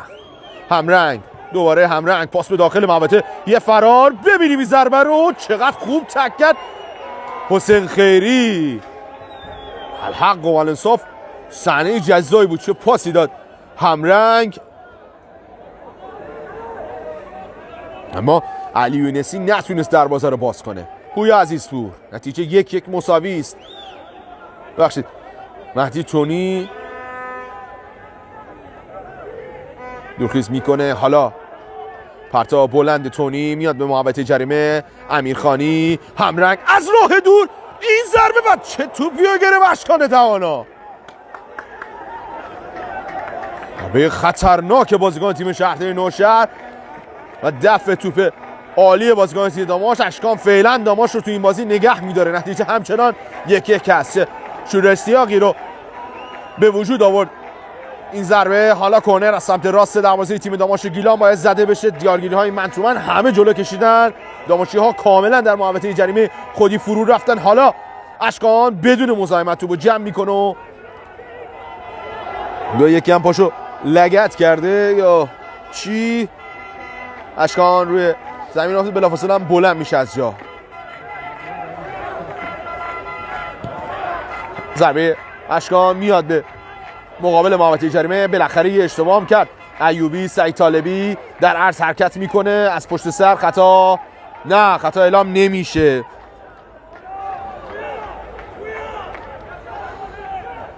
رستمی پرسش انجام شده رو به عقب. تونی با غنبری کار میکنه.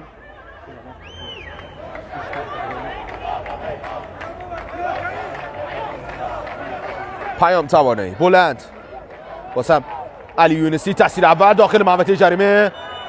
داور آفساید اعلام میکنه. ضربه سر رو درست فکر کنم صابری پور تو آفساید گیر افتاد و داورم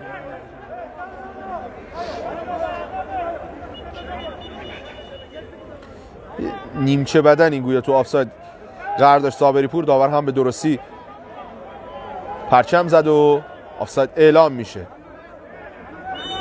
اشکان میاد از مقابل محوطه جریمه، توپو میکاره.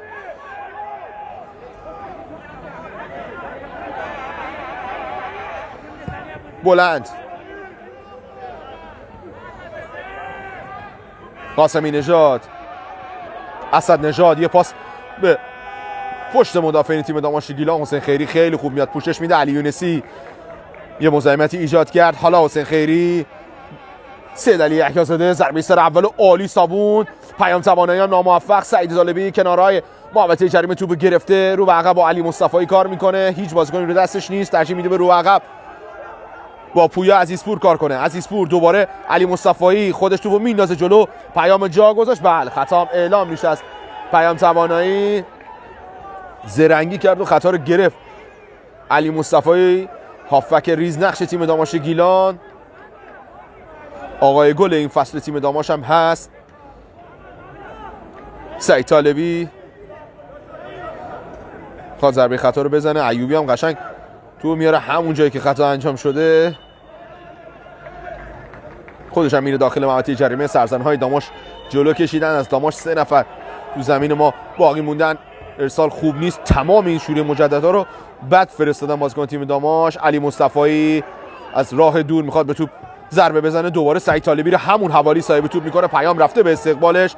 توپ اومد به داخل محوطه جریمه. یه لحظه توپ تغییر جهت میده و ضد حمله شکل میگیره. صابری پور و محمد رستمی مسافه تک به تکی رو خواهند داشت. صابری پور استارت، محمد رستمی انصافا با این سن سال خوب پوشش میده. یه لحظه تو از همه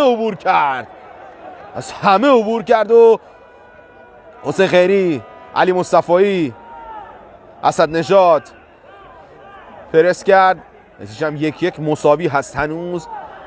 توپی هم در نیمه دوم از خط دروازه ها عبور نکرد. دو تا بازیکن با هم سوار علی سید علی ما شدن.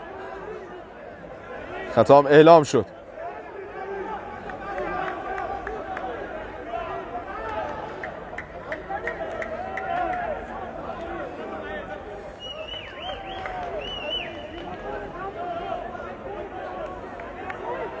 رستمی پژمان نژاد رو در سمت چپ می‌بینه از معدود صحنه‌ای که پژمان نژاد دروازه دفاع رو ول کرده و نفوذ کرده و بعد پرتاب اوت به سود تیم شهرداری نوشهر اعلام میشه.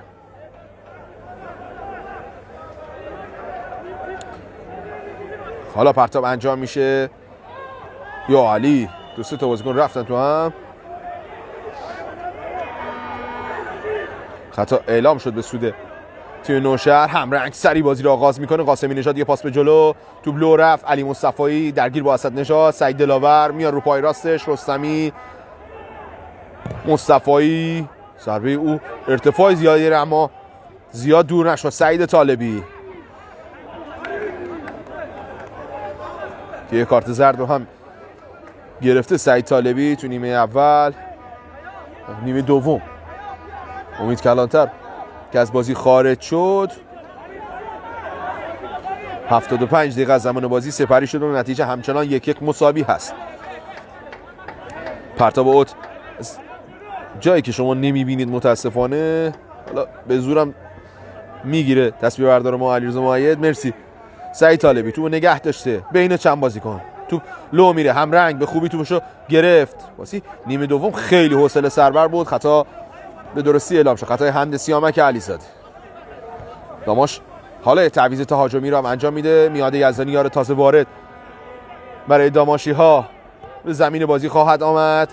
محمد رستمی بلند تو میفرسته جایی که ایوبی تو با ضربه سر دور کرد. دوباره رستمی، ضربه سرش نرسید به سیامک علیزاده.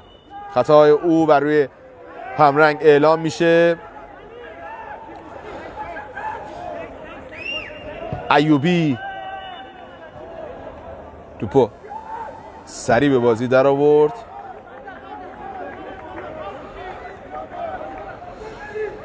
بله، خطا هم تعویض هم انجام میشه. پژمان نژاد زمین بازی رو ترک میکنه. امیرخانی میره به پست دفاع چپ و میاد یزدانی از این لحظه به عنوان وینگ چپ بازی رو ادامه میده. سعید طالبی هم به عنوان وینگ راست در ترکیب حاضر هست. رو به عقب پیام توانایی. قاسمی نژاد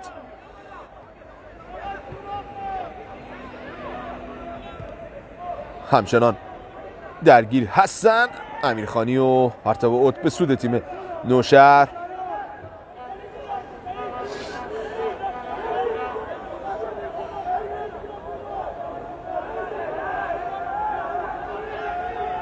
پرتاب اوت هنوز انجام نشده. دورخیز تونی بلند میفرسته. ضربه سر اول باز هم سعید دلاور میزنه. عزیزپور یه لحظه رها کرد. توپ هم به بیرون رفته و ضربه شوری مجدد رو اشکان باید بزنه.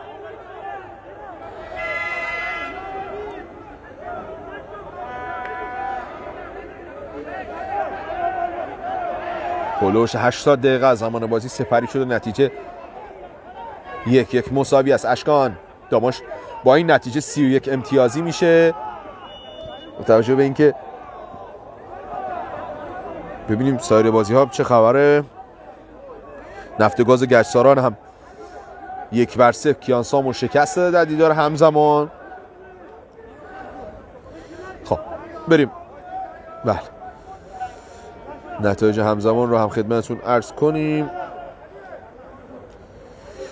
شاهد زرکان البرز همچنان 0-0 با شهرداری بندرعباس. فکر کنم بازی هم تموم شده باشه. آریو اسلام شهر شهرداری بم 0-0 مثل نوین نیروی زمینی 0-0. شهرداری نوشهر و داماش گیلان که اینجا یک هست. شهید قندیم 1-0 از شهرداری ماشهر. آخرین نتیجه که خبر داشتیم پیش بود احتمالاً با همین بازی تمام بشه. بله آفساید حسین خیری هم اعلام میشه و ضربه خطا بی حاصل است. تمامی داماشی‌ها باید برگردن به زمین خودی. ایوبی نیمه دوم تیم نوشهر بهتر بازی کرده. تعویضای داماش هم تدافعی و دیرتر بوده. فلاتگر نوید فلاتگر تو برد به سمت چپ جایی که امیرخانی هست قد بلندتری نسبت به پژمان نژاد داره. همین موضوع میتونه باعث بشه دیگه توپای بلند اون سمت نیاد. میاد یزدانی چه استارتی زده. فلاتگر در صحنه حاضر هست. فلاتگر میاد یزدانی. تونی تعویض دیگری در راه است. یار شماره 66 قاسمی نژاد رو از ترکیب خارج میکنه آقای پناهی و یار شماره 25 رو به ترکیب میفرسته امیر حسام همراه. حالا در سوت خودش میدمه بازم داور بازی. یه لحظه متوجه نشدم هر جوری است گویا ضربه خطا به سوی تیم داماش است که محمد رستمی بازی رو میخواد آغاز کنه. کمتر از 10 دقیقه به زمان قانونی بازی وقت باقی هست.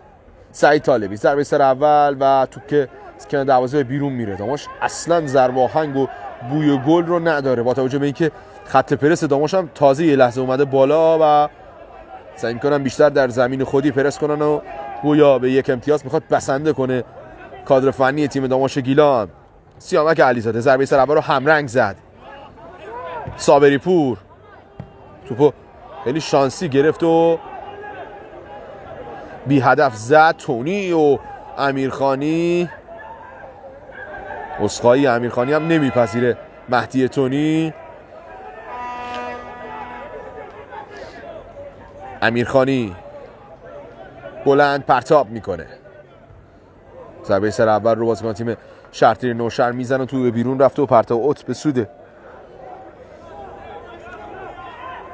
داماش هست.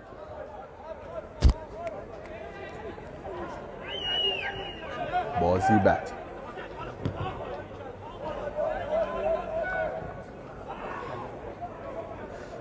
بازی بعدی هم حالا سیدعلی یحیی‌زاده یه لحظه خطا بله اعلام شد. چه اعتراضی میکنه نوید فلاتگر. داورم بهش کارت میده. خطا اعلام شده. اعتراض فلاتگر به داور یه کارت زرد رو هم براش به همراه داره. داماش صاحب یک ضربه خطا از نقطه خوبی شده از حوالی خط کرنر سمت راست دروازه قنبری.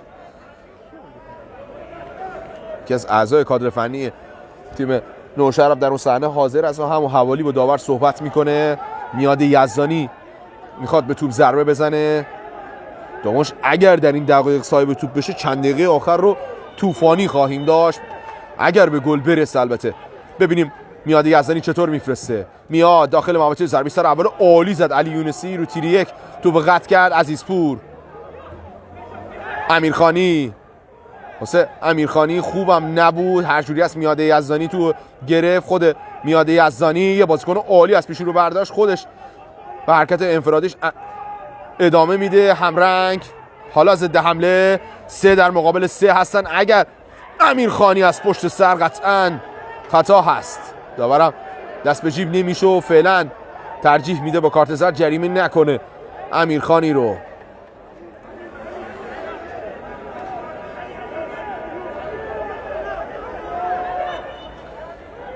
همرنگ توپ لو رفت. حالا دوباره ضد حمله تو ضد حمله شده. میاد یزدانی خود میاد پاس به جلو جایی که سعید طالبی است. قطعا ایوبی بدون خطا و اشتباه توپو میرسونه به دروازه‌بان. قنبری صابری پور رو دستش حرکت کرده. پیام توانایی خود پیام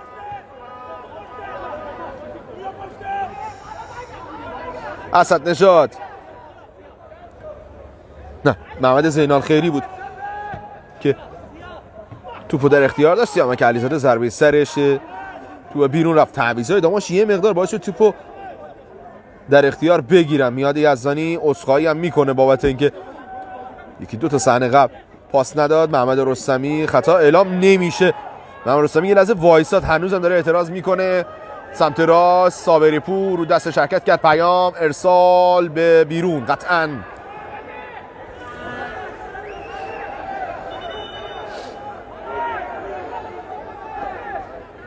چیزی هم به پایان وقت قانونی بازی باقی نمانده. 38 دقیقه از نیمه دوم سپری شده، کمتر از 7 دقیقه. به اشکان بلند، امیرخانی، علی مصطفایی.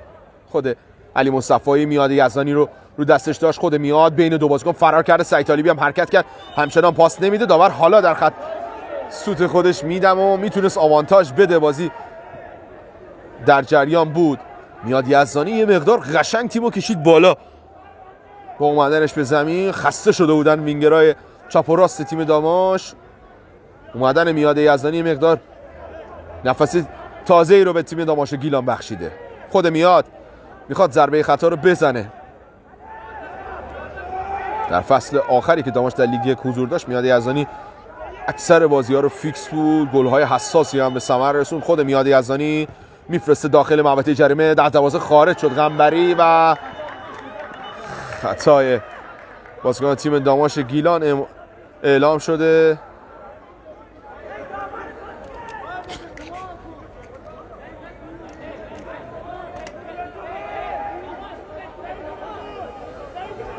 ایوبی کوتاه با قنبری کار میکنه. سن سال دارم به نظر میرسه کاپیتان تیم شهرداری نوشهر.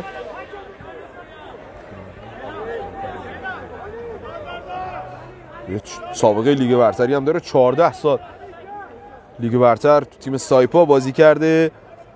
قطعا فکر کنم الان دیگه کامل بالای 35 سال سن داره. محمد رستمی، سیدعلی یحیی‌زاده، خطا ایوبی بالاخره اعلام میشه.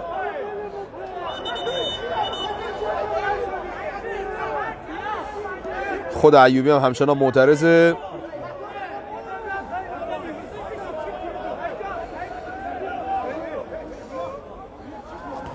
جالب اینجاست که این سمت زمین هم تو جمع کن نداریم ما. بنده خدا آیه مجید ایوبی کاپیتان تیم نوشهر هم رفت توپو آورد. این سمتی که ما نمیتونیم تصویرشو بگیریم اینجا توپ جمع کن هم نداره. مشکل از تصویر ما نیست، توپ جمع کنیم بر نذاشتن. پشت دروازه هم یه دونه توپ جمع کن میبینه. حالا توپ فرستاده میشه داخل محوطه جریمه. علی یونسی نصف و نیمه توپو دور میکنه. علی مصطفایی توپو گرفت. حالا ضد حمله چقدر بد فرستاد پیام توانایی.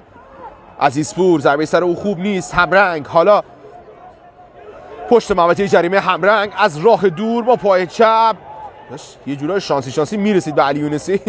توپ جمع کن اما سری بازی رو به گردش در بیاره. توپ بدتر خراب شد. دومین بارم نتونست، یعنی سومین بارم نتونست، چهارمین بار تونست. این نبوده توپ جمع کن فکر کنم زودتر یه جور شبیه ضریب کنکور میمونه که منفی 17 است، یعنی هیچکی نفرستی کنکور میشه 0. الان اونجا توپ جمع کن نبود، حداقل اشکان بدون اشتباه توپ می آورد. یه جورای وضعیت توپ جمع کنه نوشهر هم اینطوریه. خیری، رستمی، دلاور، سعید طالبی، سعید تو سعید شد. حالا مجید ایوبی هر جوری هست درگیری ها ادامه داره. خیری، علی مصطفایی، حالا علی یحیی‌زاده. میاد یزدانی اومده به این سمت، یار شماره 15 واسش خوب نیست و مجید ایوبی تو بیرون میفرسته. میاد یزدانی، حسین خیری بهش میگه تو بذاره تا خودش پرتاب کنه. پرتاب اوت به سود تیم داماش گیلان هست. خوشبختانه این نقطه از زمین رو هم میبینید. ممنون از تمامی دوستانان و همراهان وارش اسپورت که بازی رو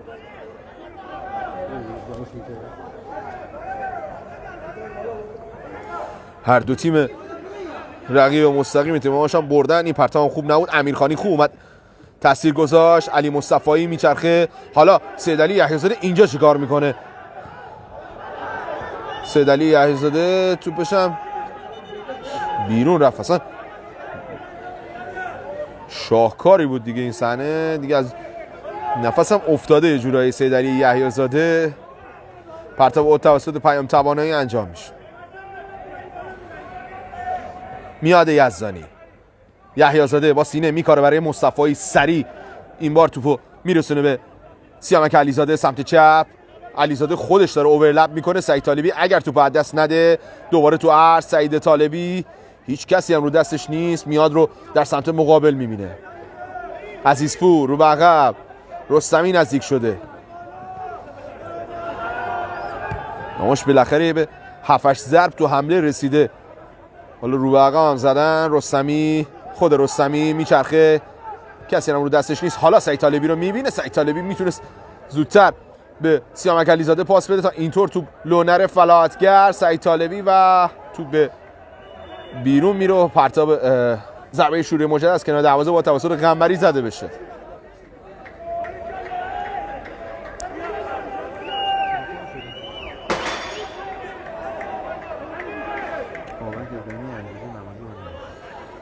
بابک ابراهیمی و امیررضا نعازی هم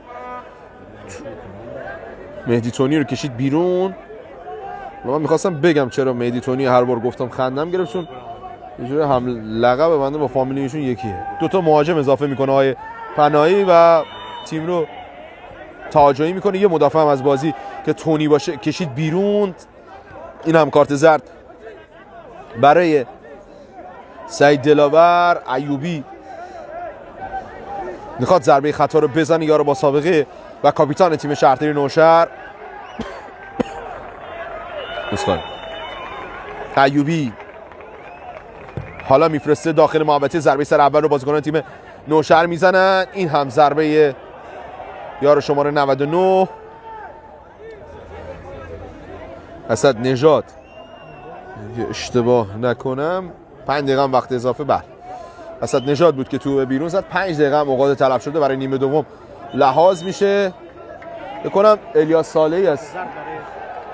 بله کارت زردم به اشکان نشون میده بابت تعلل. الیاس صالحی است بکنم میخواد به بازی بیاد. بله الیاس صالحی هم از دور یه ذره بله به ترکیب داماش در دقایق آخر اضافه خواهد شد. خبری از میلاد صفایی نیست. دست نبرد به خط هافک خودش، یعنی مثلث سیامک و محمد رستمی و علی مصطفی. سعید طالبی رو بیرون میکشه و الیاس صالحی یار ریزنقش تیم داماش گیلان از این لحظه وارد زمین میشه. سعید طالبی هم میره روی نیمکت قرار میگیره. سیدعلی یحیی‌زاده ضربه سر اول خوب زد اما تو برگشت داده میشه. سعید دلاور یحیی‌زاده توپ خوب نیست. تعادل الیاس صالحی هم بد جایی به هم خورد. توپ داره میره بیرون. بله پیام توانایی به توپ نرسید. اگر تعادلش به هم نمیخورد میتونست موقعیت خطرناک شکل بگیره. پویا عزیزپور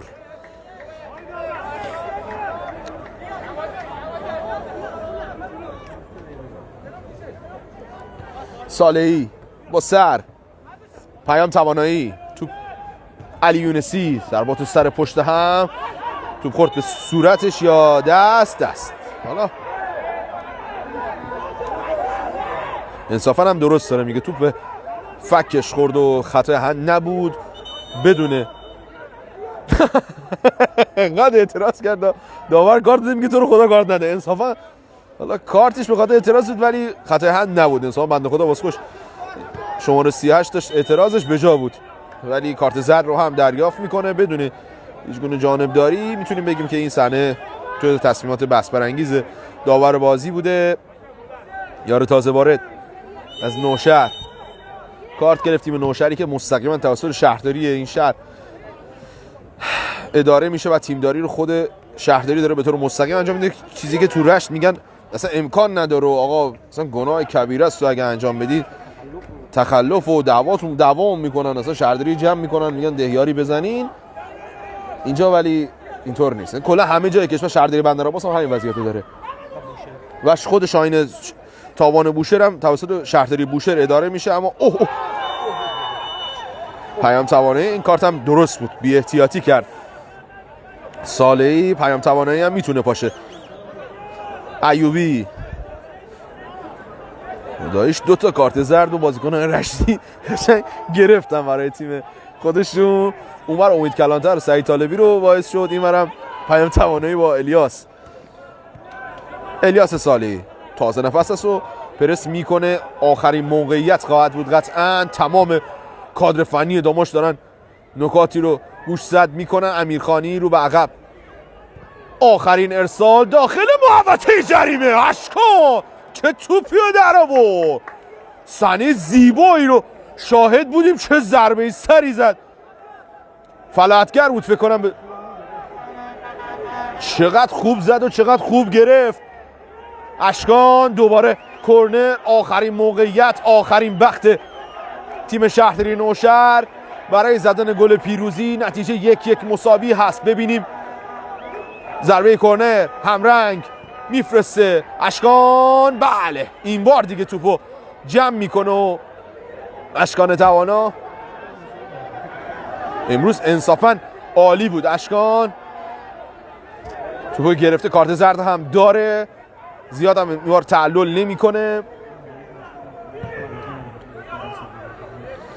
ما اینم عرض کنم خدمتتون با توجه به اینکه مالک محترم باشگاه داماش گویا نظر داره که هیچ بازیکنی حق مصاحبه نداره، به همین دلیل ما با بازیکن‌ها مصاحبه نمی‌کنیم. فقط یه بار با محمد رستمی مصاحبه کردیم، قطعا هند نه داور هند نمیگیره. پویا عزیزپور به همین دلیل ما با بازیکن‌های شاخص تیم مصاحبه نمی‌کنیم. گویا همگی ممنوع المصاحبه هستن، حالا چه دلیلی داره نمیدونیم. اما آخر بازی گویا با آقای آقازاده مصاحبه خواهیم داشت اگر زنده نیست. خب بعدا خواهید دید. بله حسین خیری انصافا خوب بازی کرد. حسین خیری، سیدعلی یحیی‌زاده تمامی توپای هوایی رو بلند شد تا ضربه سر بزنه. هنوز داور در سوت خودش ندمیده. همرنگ دریبل رو سر پای خوشگل سعید دلاور، آخرین دقیقه از زمانهای تلف شده و خطا.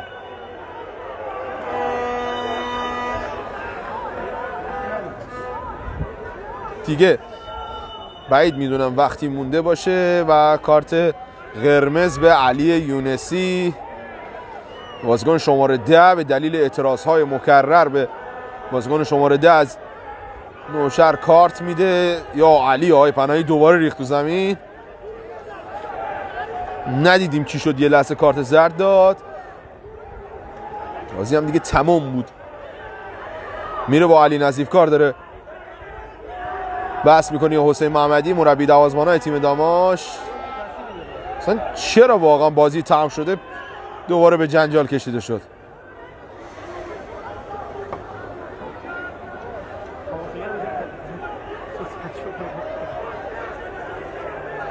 خیلی علی یونسی و گوشه نمیدونم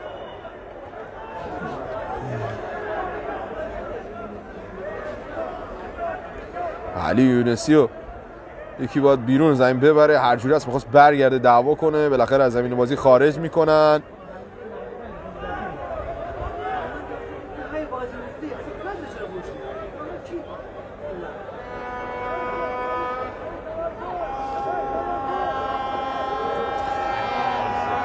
بله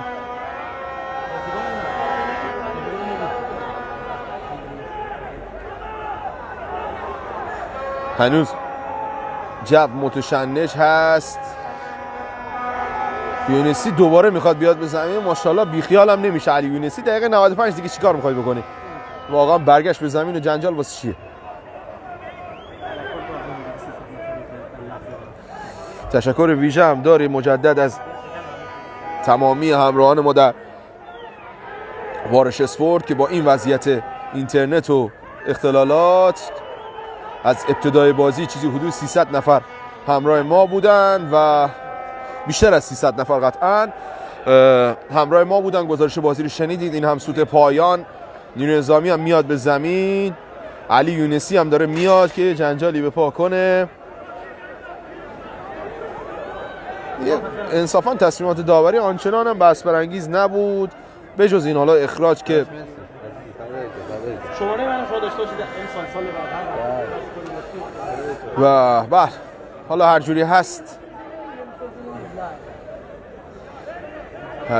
میخواد جو ورزشگاه آروم بشه. به هر حال تشکر ویژه داریم هم از دوستان ما در نمیدونم صدای ما قطع شد فکر کنم.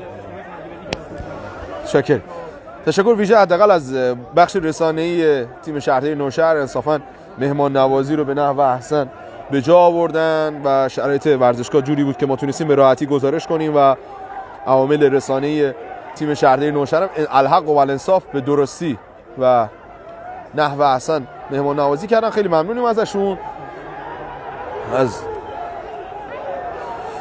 حالا خب ممنونم از داورم زیر بطری باران شدن به هر حال از زمین بازی خارج میشه. ممنونم از کلینیک الماس اسپانسر سایت بارش اسپورت که در این فصل رقابت‌ها کنار ما هستش و الماس بیوتی کلینیک یوزرشون هم هستش که بازم جنجال به پا شده، کی با کی درگیر شده نمیدونم. فکر کنم بهتاش میساقیان هستش که با یکی از عوامل کادر فنی تیم نوشهر درگیر شده. بهتاشی که امروز محروم بود و نتونست در ترکیب حاضر بشه. خب ممنون از همه شما که همراه ما بودید. به هر حال کمی کاستی رو بر ما ببخشید. تا دیداری دیگر و هفته آینده در رشت که شهرداری میتونه دومین بازی پشت همی که ما بیرون خونه خواهیم داشت در بندر عباس به مصاف شهرداری بندر عباس. انصافا فکر کنم دوشنبه سه شنبه باشه، من تاریخش رو دقیق نمیدونم. دوشنبه هستش که داماش در خارج از خانه بازی رو در هفته 18 انجام خواهد داد. نتیجه بازی 1-1 مساوی. تا دیدار دیگر بدرود.